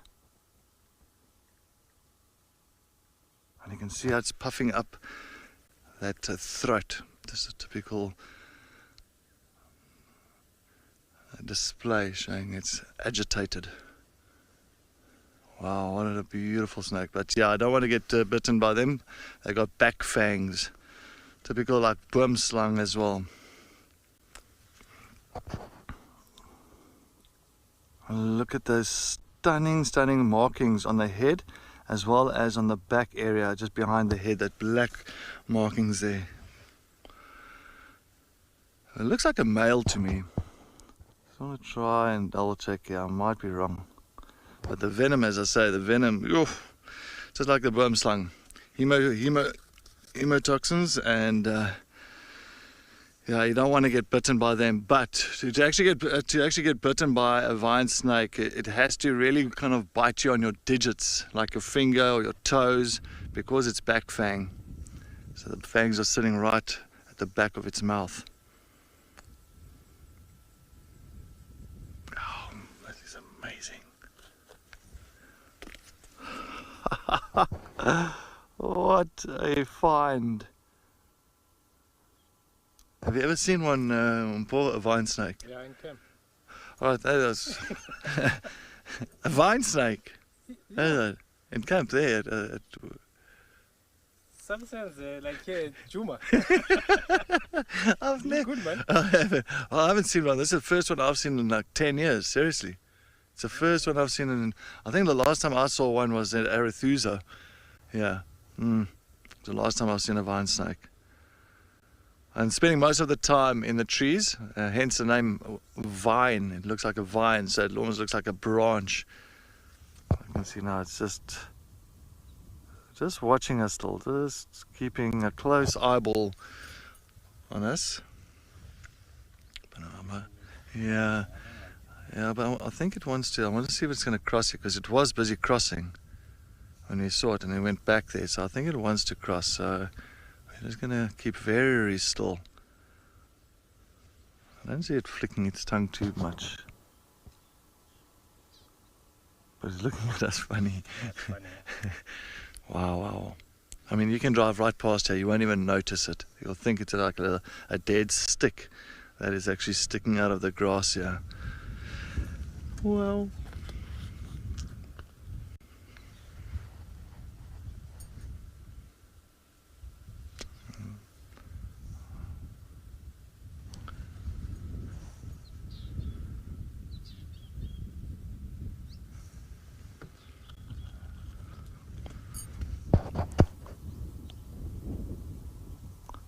Paul, yeah, no, me too. I can't assume. I'm also struggling to believe that we've been really lucky with this fine snake. And you can just see that stunning black that goes horizontal through its eye. And then it's got a very kind of, almost like a pointy nose. It's got a stunning looking, how can I say, head, shaped head. It really looks almost like an arrowhead. You know, when it comes like to the mouth, it's very, very sharp, very pointy compared to other snakes where it's more rounder kind of look to it.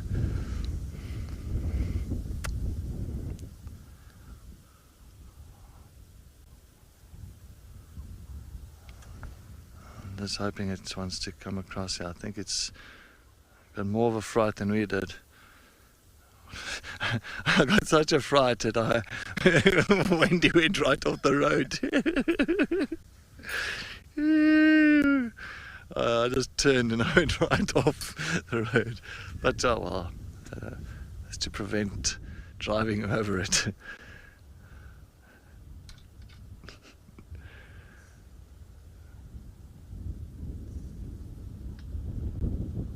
Of course, catching all like chameleons, lizards, skinks, little birds, chicks.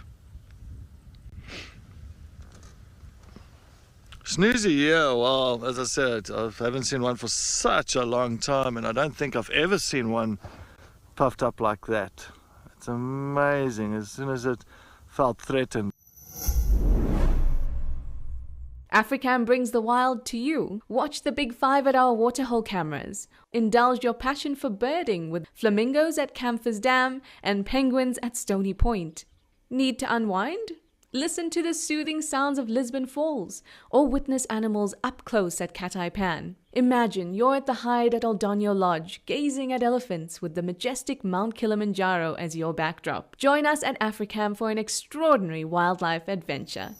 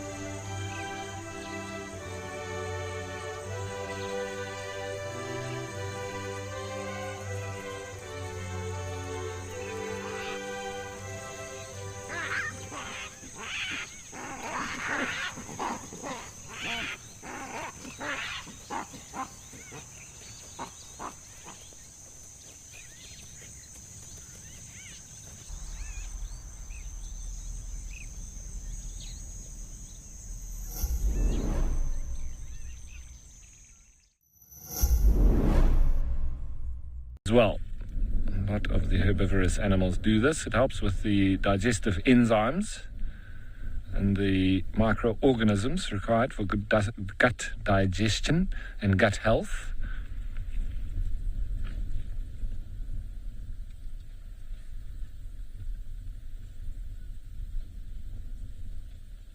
It's crazy that such a big herd like this and moving through, there's hardly any noise. Oh, wow, and there's a couple of grizzled old bulls here with lovely big bosses on their horns. that area sort of between the horns becomes very thick, and we call it a boss. And the males are much bigger and thicker than the females.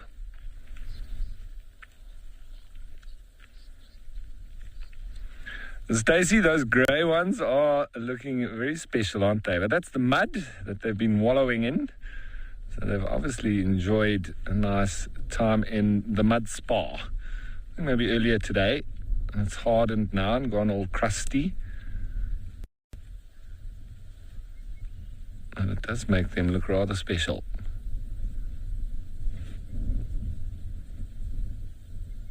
A couple of bokmakiris calling off in the distance, shouting to the sky, bokmakiri.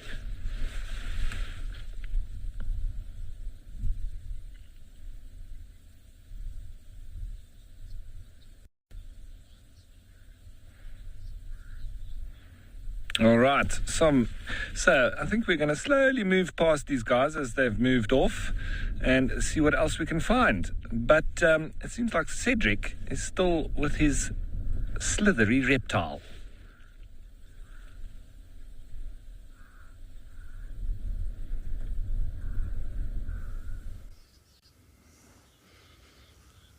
Thank you. Yes, we're still here with the beautiful vine snake.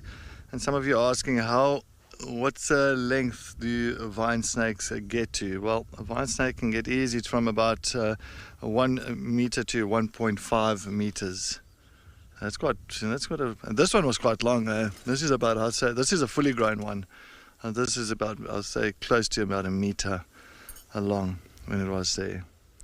But you can just see, still watching us, still keeping a close eye, but look at those eyes. It's just amazing, just those patterns towards the eyes, because it almost looks like it's wearing those Ninja Turtle masks. You know? Very, very interesting, that. Also, hemotoxic. And they can be... And people said they're so known to deliver fatal bites. So, and if they do bite you, as I said, that venom of the vine snake is pretty much causes blood clotting and also causing internal organs of its prey to bleed profusely. So you can imagine that venom really working through.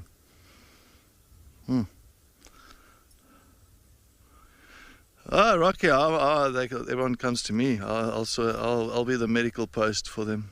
Yeah, would you trust me, Paul? Snake there. No, Rocky. Look, we all have to get hold of. We've got a medical aid or first aid team here in the Sabi Sands, known as Africa Safety, and we'll get hold of them very quickly, and they'll rush to the area to pretty much, how can I say, administer whatever they need to, or to rush that person to hospital. And it depends on the severity of it. But it will take time. It's not going to be a matter of a few minutes and you're there at the hospital. No, it's going to take time.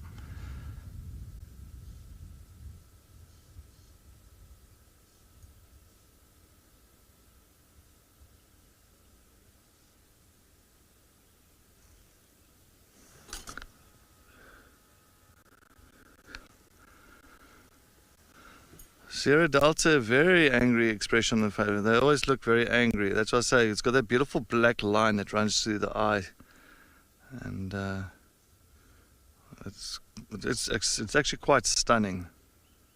Actually, quite stunning. It's a beautiful snake, a beautiful looking snake.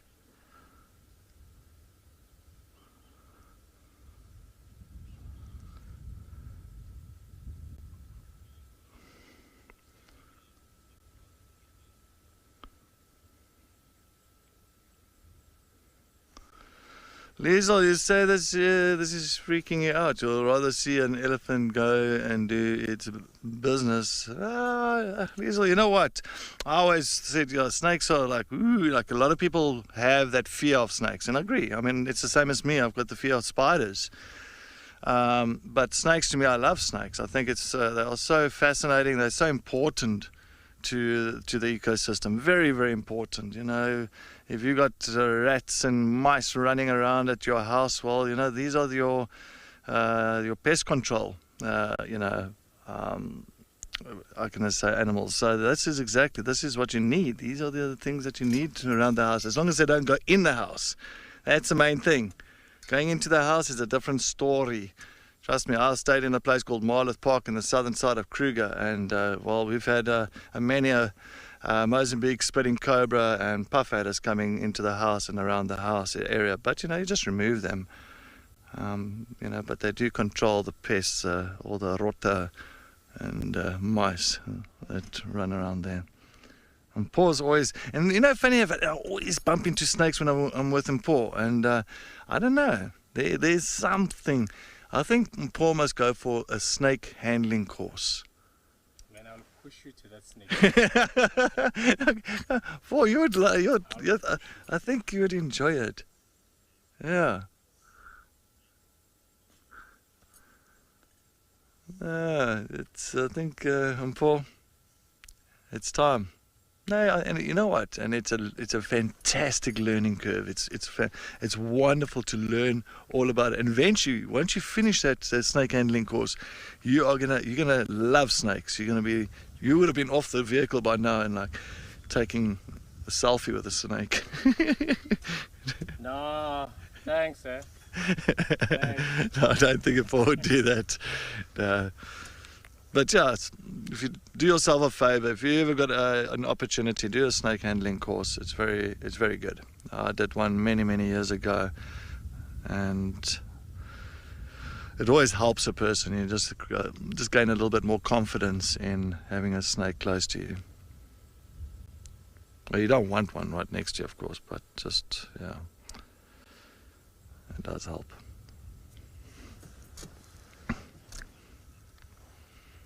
Okay, so there must be this sighting of the month. It is beautiful. It is a fantastic sighting. Trust me, I think I got more excited than the snake. I think I puffed up more than the snake did.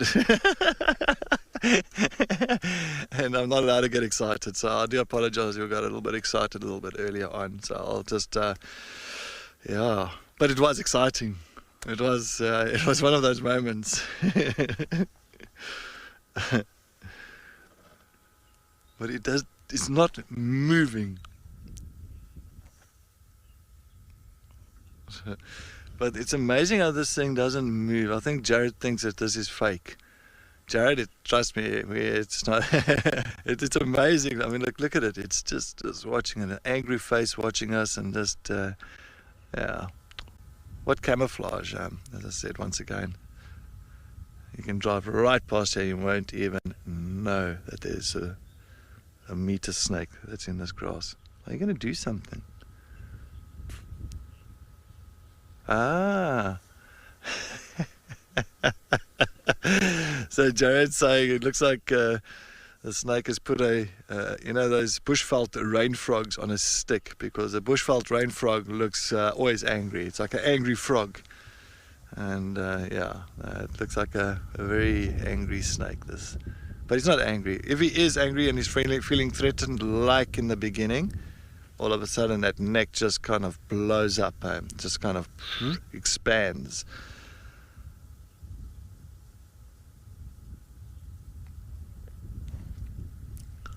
All right, so we're going to leave this poor little, I was going to say bugger there, but I did say bugger, the poor little snake, and let's head over to Ralph to see what's happening in Amakhala.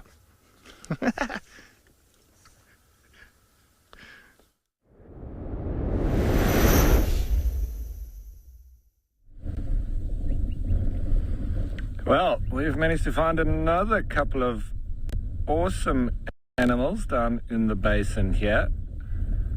Our horny friends, white rhinos. I think this is a mother and calf walking together, a few years old calf. I wonder what a wonderful sight that is. The sun's just about to dip over the top of the basin itself, so we might just go into the shade in a little while, but for the time being, it's stunning. What a wonderful sight that is, to see rhino in their natural form, fully horned and grazing out in the open plains. Beautiful.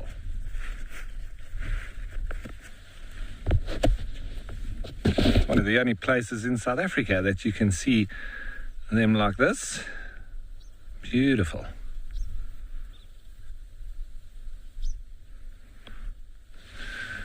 See, that one's got a drongo. No, not that one. The other one is hitchhiking, a little bit like a oxpecker. You see in the background there, there's also an impala. The wide-mouthed rhino, Ceratothymium simum. It's quite a difficult Latin name to say. So Kim, you like the white rhino? They are very special indeed. And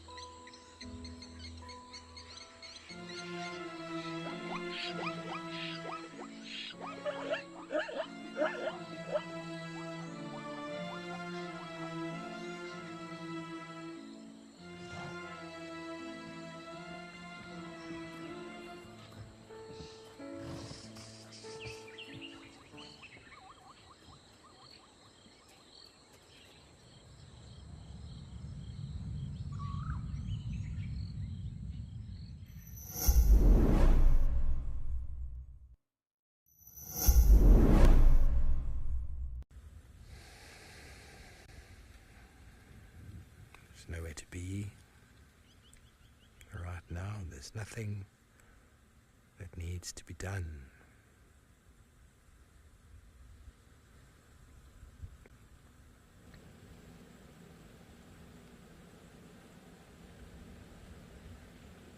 Now, I haven't done this in a while, so I'm going to put it out there to you. Think about 1 or 2 or 3 people that you're grateful for. Their name or their face might pop up into your head, but I urge you to go a step further and think about why you're grateful for them.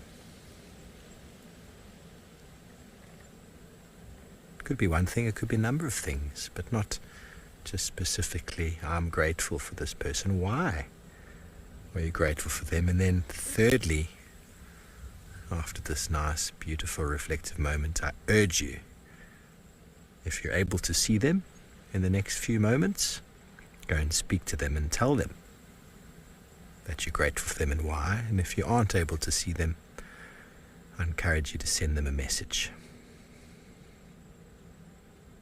I think many people are grateful for many people, but not many people hear it from their friends or know why, and it is a great way of just helping someone's self-esteem, knowing that they are this to you and why they are that to you. A very powerful practice of sharing the love, and it's for free.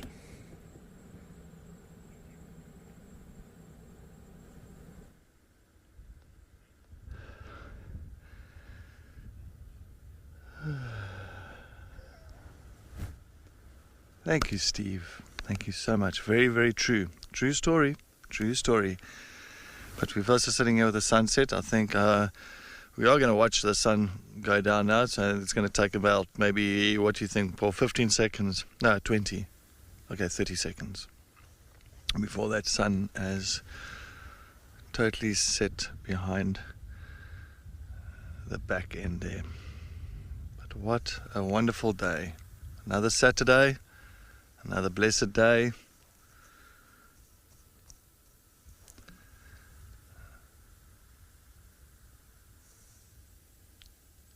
You never know what else we might find. Oh, yeah, fish eagles. Far in the distance. As I always say, as Cameron says, what a time to be alive. Thank you for those wise words, Cameron.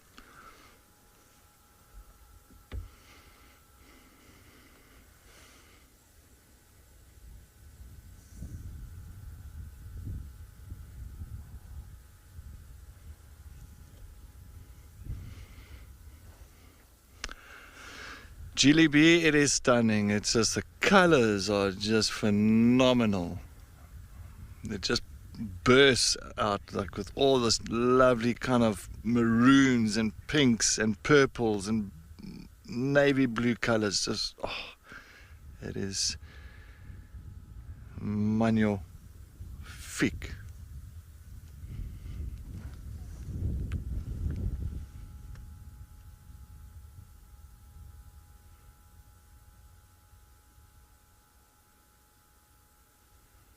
And we shall see that sun once again tomorrow morning.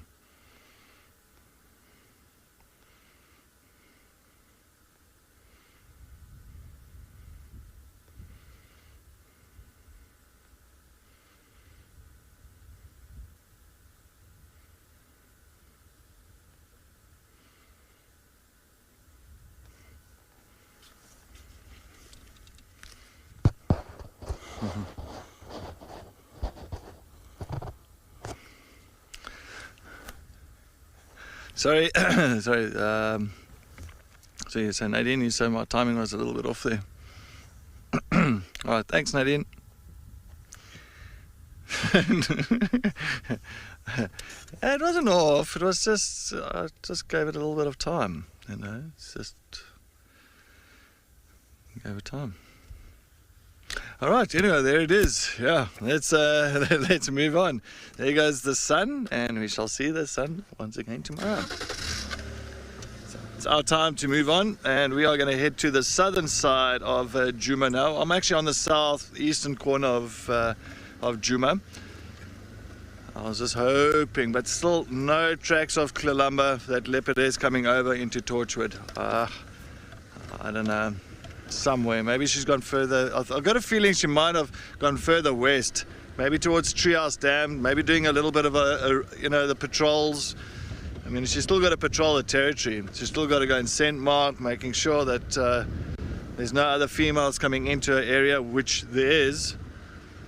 Leluka was in yesterday, and Sumi was in this morning. So it just shows you she needs to still patrol. If she doesn't, these other young females that's lurking in the area, you know, they're going to see this opportunity. Hey, but hold on. Maybe this is an opportunity for us to come in here. And, Klilamba, you don't want her to lose any territory in Djuma. I would be very upset. Very, very upset. Because, I mean, she is the queen of Djuma. And we want her to be always there. So, I think that's why I've got a feeling she might have gone further west and just to go and patrol once again her area. So we're going to go slowly towards Treehouse Dam, go take a look around there. There was reports of buffaloes coming south as well towards Buffelshoek Dam. I think Steve has gone to follow up on that. So he's going to follow up on that, just to see if those buffaloes aren't coming south into Djuma. If that's the case, that's going to be fantastic for us, especially for tomorrow morning. Maybe that's going to bring some lions into Djuma as well, following those buffaloes. All right, well, we're going to descend here towards the Molowati drainage line. Let's head over to Ralph as he's descending into the basin.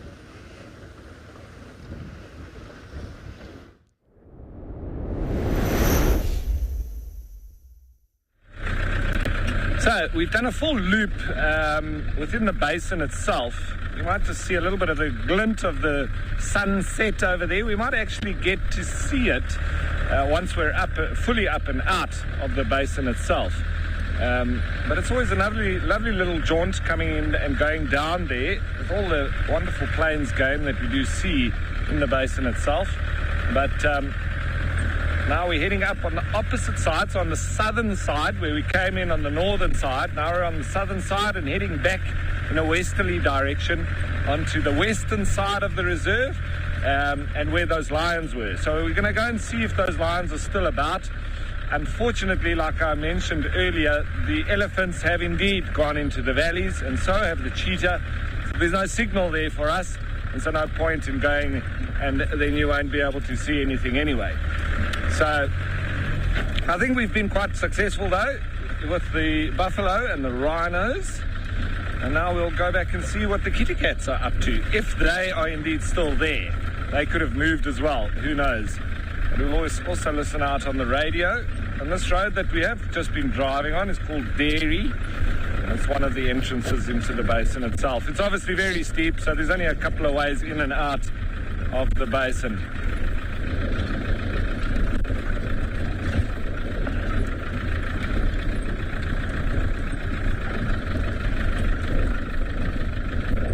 So Mary asking about the aurora and if we were able to see it. I think there might have been parts in South Africa that were able to see it, but I didn't even look out for it. I've only been sort of seeing this and working out exactly what's been going on, but I do know that in Namibia there were some pictures of it, so that's it has reached down almost this far, but I'm not sure if it came through all the way into South Africa. Maybe the Drakensberg or somewhere like that, or into the Karoo. Maybe in those areas they might have been able to see it, which I'm pretty sure, but we'd have to look and see on social media, etc., if there's any evidence and photos of that. I have, though, confirmed that it was seen in Namibia. Beautiful, beautiful, especially out in the desert. So I would think if it was seen in the Karoo and the potential of seeing it in the Drakensberg, there would also be that potential from those parts. Let's just have a view here. This almost looks like the aurora, with that colouring there. But you might not quite do it justice. It's a very golden glow. Beautiful.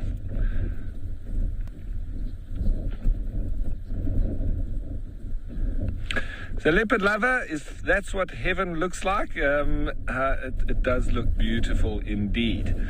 It is golden and really glowing and changing by the second. But the wind is also picking up as the sun's going down. So we're getting a bit colder now. I'll have to get my hoodie up, keep my ears warm. I might even have to put my gloves on. It's really getting that cold. Morgan still with his shorts on. Aye. Anyway, that's the beauty of diversity, yeah? Everybody's different.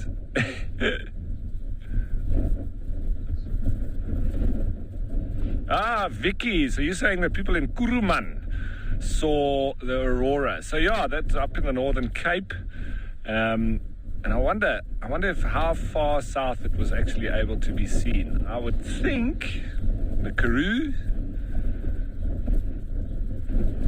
Oh, Picky was saying that. Sorry, excuse me. Yeah, so that's awesome. It was seen in the Northern Cape. I'm sure there would other be people in the Karoo. We need some evidence, though, before we can say for sure. But look at that. The sky is just beautiful.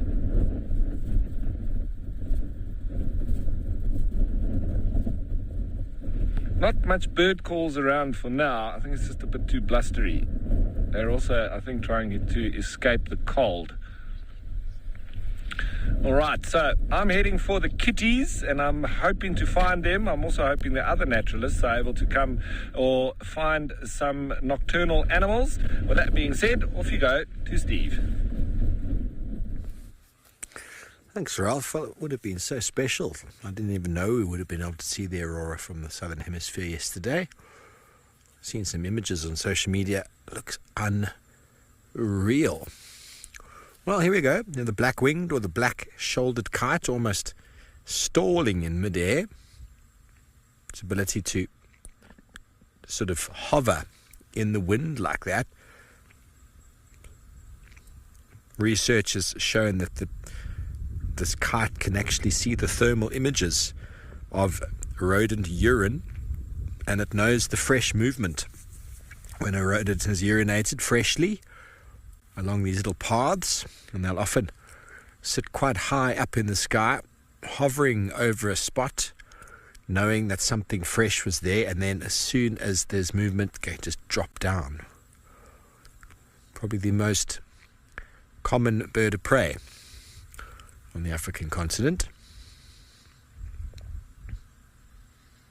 You don't see many of them here in the park because there's so much other competition, but with all the fields and all the agriculture that's being created across South Africa and other parts of Africa, this bird is in its element.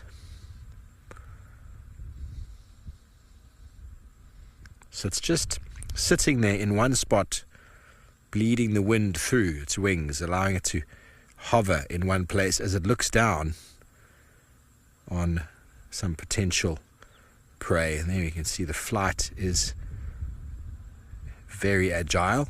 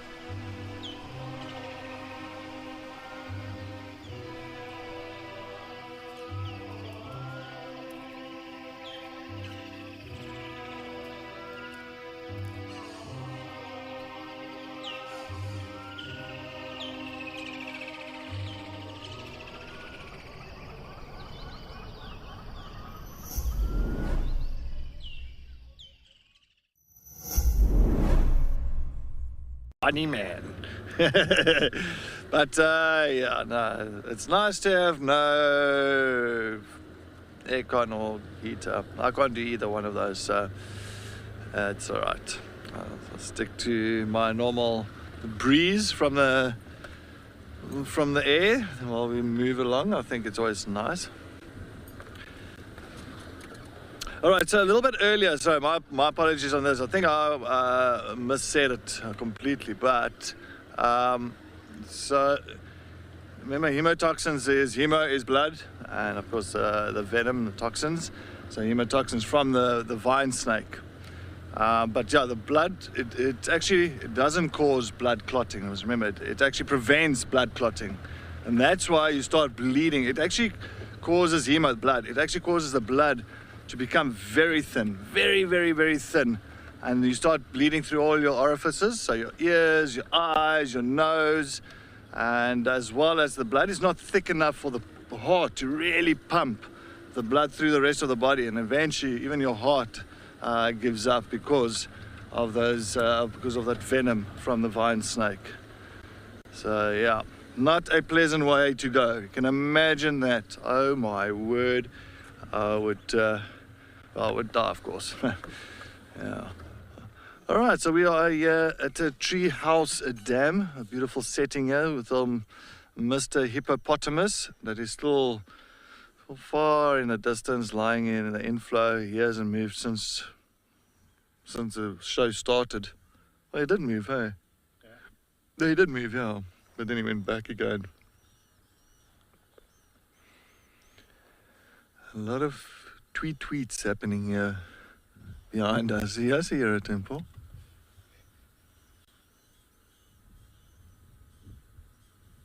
Little rattling testiculars and try to listen what else we're listening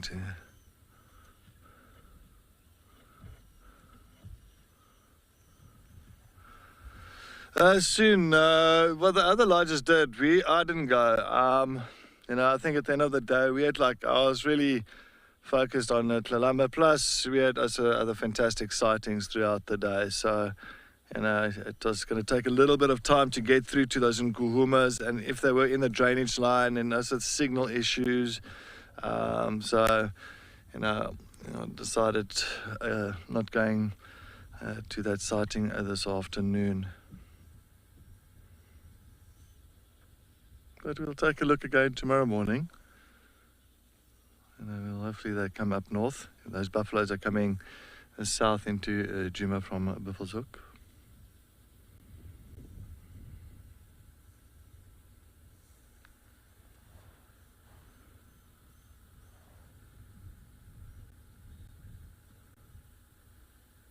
And there's the hippo, just sleeping away. So sooner or later, once it gets dark, we get a little bit more activity from him.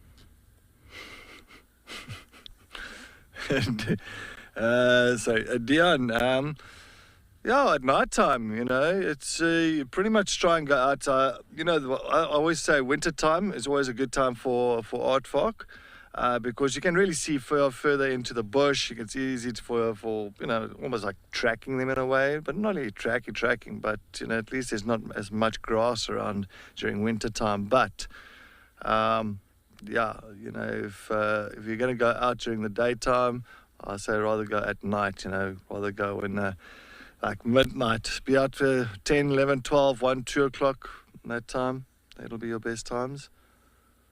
I've only seen one live aardvark in my life. And that we were actually on our way back to the lodge at night time. So that was about 7 o'clock when we spotted an aardvark on top of a termite mound for like 10 seconds. I even forgot to take out my phone or camera just to take a photo. It happened so quickly. But luckily, one of my guests took a photo. It was a blur.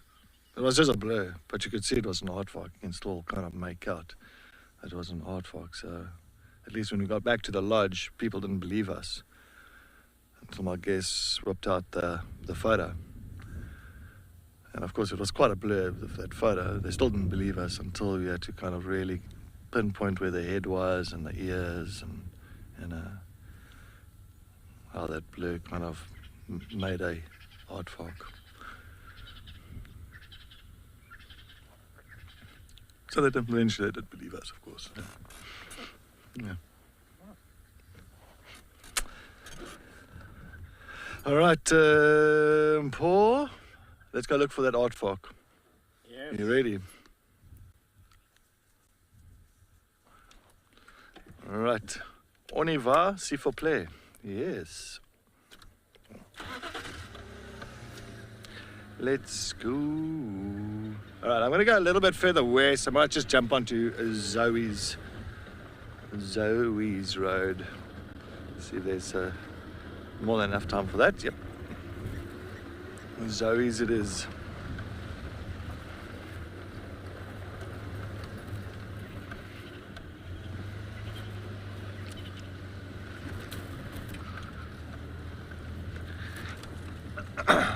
Linda Poley, I'm glad that you've enjoyed it. It has. It's been fantastic. It's been... sorry, I just saw something here now. Like leopard tracks. Ah, okay, that's what's from this morning. Well, yes, female leopard tracks here. No, it's male. Male leopard tracks. I think this one from this morning. Linda Poley, yeah, it's been fantastic. Been different. You know, some interesting things, but beautiful scenes as well. Beautiful scenes from my side. I really thoroughly enjoyed.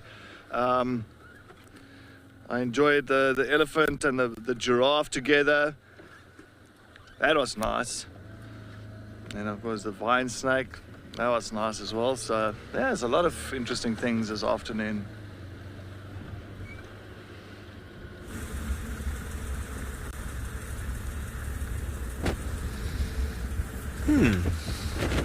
It's been a lovely drive, Cedric. It's been pretty quiet for us. We had the one elephant, a waterbuck that moved off. We just saw our first impala now. We were following up on a report of buffalo, but I believe that was from a very long time ago, so we had no joy with the buffalo. We're just doing a very slow cruise now on Gowrie Main. Lovely sunset though, highlight of the day. Nice reflective moment.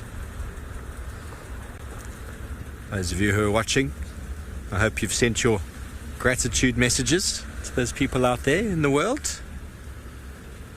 It goes a very long way. I feel good inside myself when I share gratitude with others. I actually feel good. And that has the effect of making someone else feel good. It's like a win-win situation.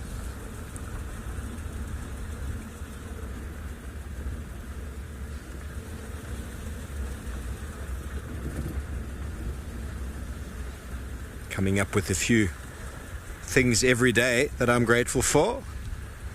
And it starts becoming quite difficult because you might have a list of something, but then it's got to be different. The why must be different each time. So it really helps you to delve into all of the things in life that you actually have.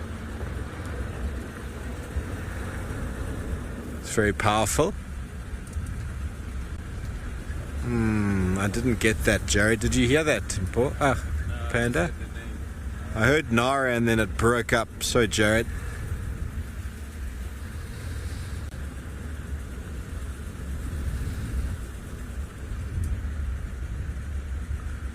Oh, thank you, Nara. Grateful for your comment. Thank you very much and your support.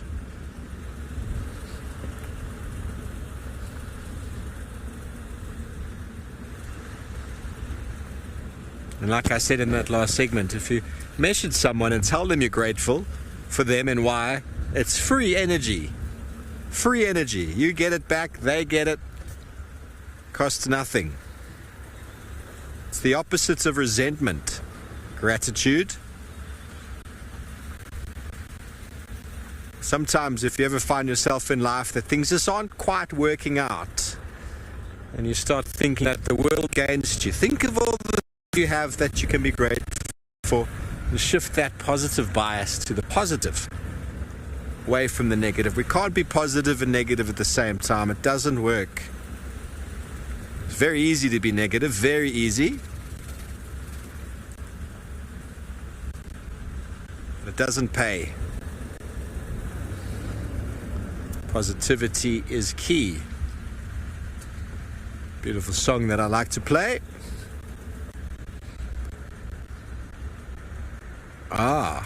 Jess, so we're on the very opposite side of Djuma now. There'll be no Nsumi, but it could be somebody. We could find anyone else right now. A last minute something would be nice. But Joe, we're the complete opposite side of Djuma from where we left Nsumi this morning. She went north.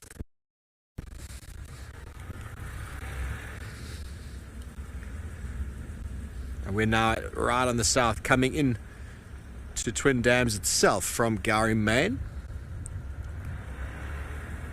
Okay, well, let's send you over to Seta, see if he's found himself an aardvark yet.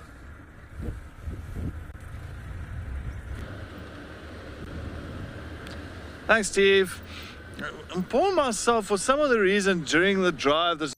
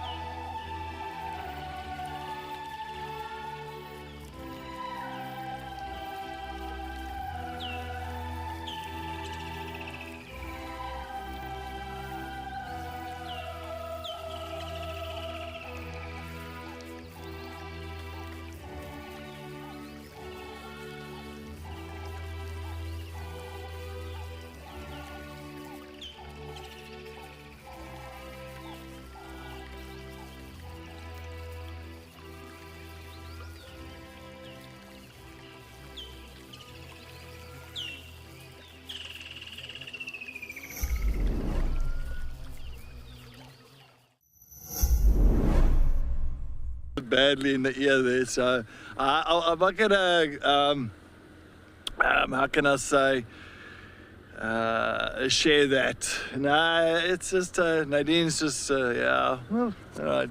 I guess I thought you didn't like the birdie. So Paul, did you see anything running around there now? Not, huh? I can hear the pots. Yeah, the waterman knocking them so hard. Cow. That is true. That's true. Chewy for tonight. I wonder what is chewy for tonight. What is today? Saturday. It'll be chicken, I think. Yeah.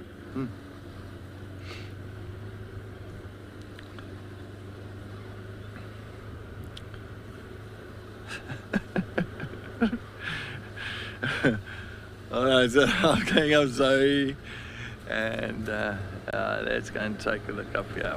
Let's go and see if we get lucky. Maybe more whitey might come down and bump into us this side. Because we had tortoise pan, looks like for him, his tracks went directly straight west. And they actually found him, all these tracks, all the way towards Robson's boundary. That's on the other side of Elephant Plains, so very far. So that male leopard really walked last night. But that's typical with male leopards, especially with tortoise pan. He's got quite the legs for that.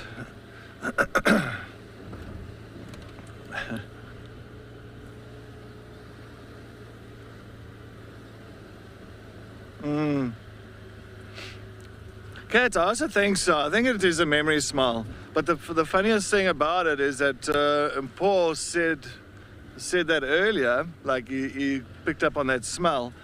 And I thought maybe he's just, smelling a bush or something, yeah.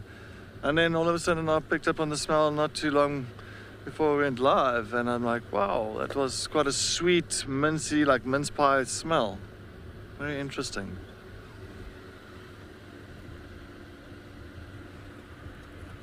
It could be like memory, but very strange that Paul and myself will pick up on that smell at different times. But it could be a bush.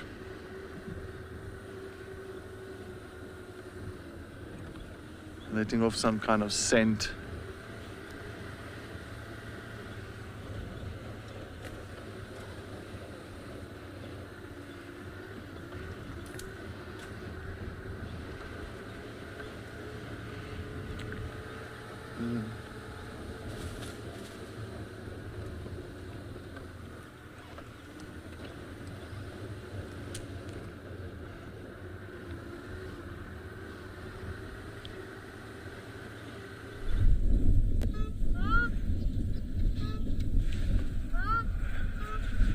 So we've come back to Leeuwenbush Pan, where we last had the sub-adult lions. They've moved off, so I think they've gone in search of the adults, which is where we're going to head to next, if we can indeed find them. But here at the Leeuwenbush Pan, we've got a couple of South African shell ducks and a black-headed heron staring into the water. What else we got there? It looks like there might be a little three-banded plover or the likes. But it is getting pretty dark now, so you'll notice we're into the IR.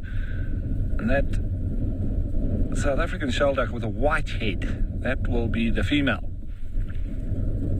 The male with the grey head. And there you can hear them calling.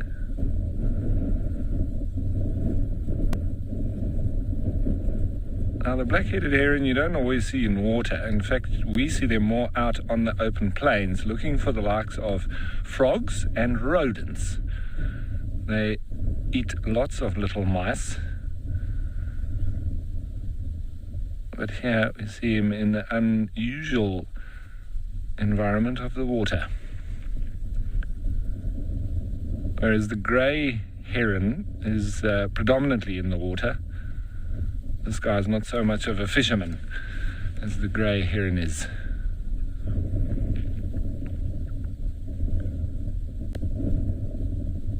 It's still beautiful there with the reflection. I'm hoping we might get a bit of a roar from the lions.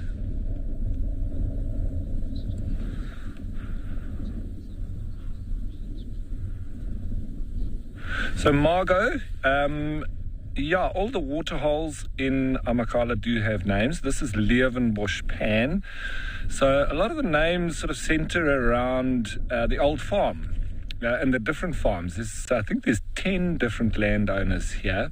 And so on their different lands, they, depends on the farm, they would have named it after those particular things. So it's all historical, And, that's generally how the naming goes. But this would have been the Leeuwenbush Farm. So, hence the name, the Leeuwenbush Flats in the area around this little pan, and the pan itself being called Leeuwenbush Pan. We actually head to Leeuwenbush Lodge. That's where we get all our meals, and we're hosted by them. So it's an amalgamation. It's a group thing from all the landowners, but that's where we sort of looked after, and they looked after us very well. So it's lovely. And the lions have been hanging around this area for the last little while, it seems, according to the information that I've garnered. And I think those adults maybe are going to be hunting.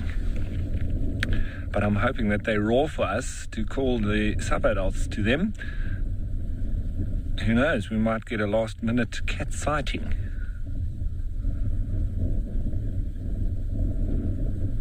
Jackals haven't started calling yet. They very often call in this area.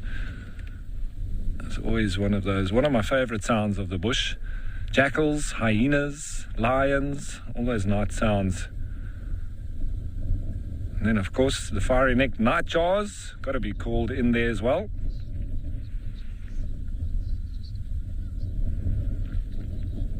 So Jackie Darling saying that they were watching the Southern Lights in Australia a few hours ago. Well, we're hoping that we'll potentially be able to see it here. Morgan was showing me a picture that they actually saw it right down in Cape Town as well. So it seems pretty much the whole country would have been able to see the aurora, as they call it, the Southern Aurora. But so we'll keep our eyes out for it this evening. It's a nice clear sky tonight, so we have a very good chance.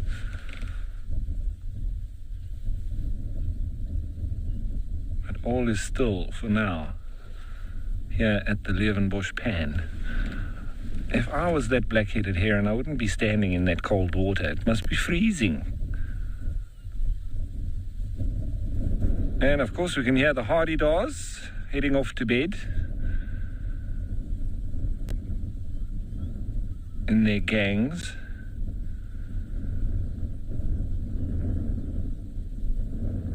And there's a Cape scrub robin calling. Biddy, biddy, biddy.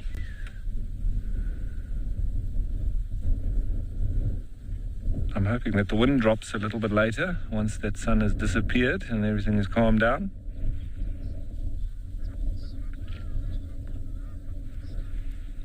So stuck in bed, thanks for your comment, and you'll have another day of me tomorrow. Here now, some Egyptian geese coming in. So it's been nice to be back on Amakhala, the place of many aloes. Not so many more anymore after the elephants have pretty much decimated them. There are some parts on the reserve where they haven't been able to get to them. I think the Egyptian geese are circling in. They might be coming down to the waterhole itself. It's always nice just to sit around this time of the evening and just enjoy as this crepuscular period starts the change of guard of the animals. So the daytime, the diurnal animals starting to roost and to settle in for the evening, and then the nocturnal animals starting to become active. So the real changeover. And then you have an overlap of the two sort of groupings of animals in terms of their activity.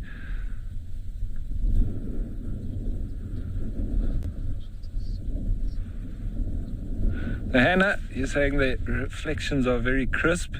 There's a little bit of a breeze hitting over on the top of the water there, so creating a few ripples, but nice to see all the feathers getting ruffled on that black-headed heron down its sort of mane. Those white feathers extending down the chest area. See how they're also pulling, well, it's pulling its neck in. I think it's feeling the cold, but those toes must be icy.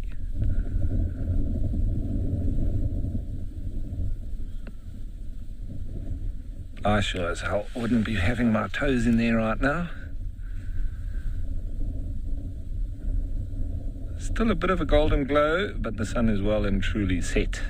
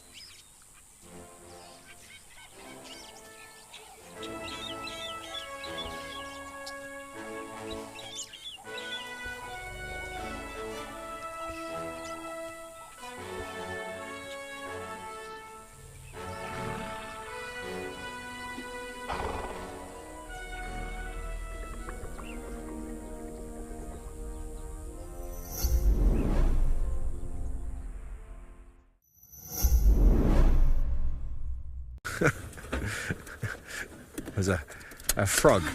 Just missed him though. Shame, little froggy. You would have lost. You would have lost the battle against Safari Sentinel, that's for sure.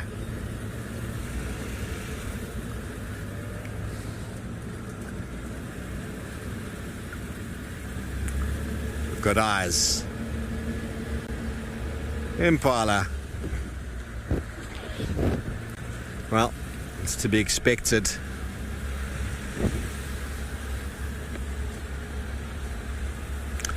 Yeah, and a genet would be nice. I haven't seen a genet in some time. Miskel jaarkat in Afrikaans. I hope I'm saying that correct. Miskel jaarkat. If I'm not, please don't berate me for it. I will improve. I will do better.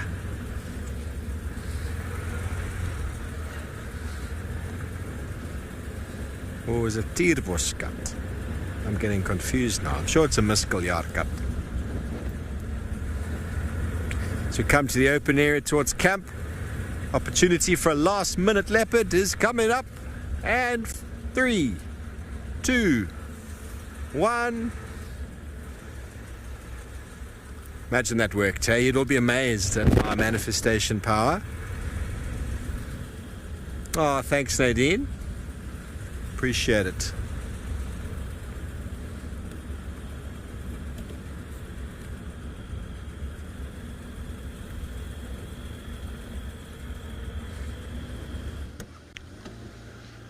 Thanks, Steve. And this is always a nice area to look for, like genets or whitetail mongoose, African wildcats, maybe honey badger.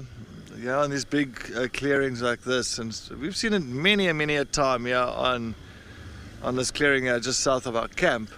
So yeah, let's see if we are lucky right at the end of the show. If we can pick up on something like that, it would be fantastic. Really, really fantastic. I'm keeping my eyes peeled. And what's easy about it at night time, you get the eye reflections. If something is in the grass and it's moving around, it's more like African wildcat or genet, excuse me, then you can at least quickly pick up on the eyes. Oh, there's Steve. I actually picked up on his eyes. I think he's not too happy now. I see him coming down the road because his lights are off. So let me just go past him here. I'll just do the center man here, and then let Steve come here so I don't blind him. All right. Well, we got some at least. Oh, well, we did have. Hello. Nice. Just looking for a polar bear. No, looking for a genet. I've seen a genet being around here once or twice on this dead stump here. You as well, though, Paul. I've seen actually around here. Oh, cat! But the snake was the highlight. I'm glad that you enjoyed this the safari. I know.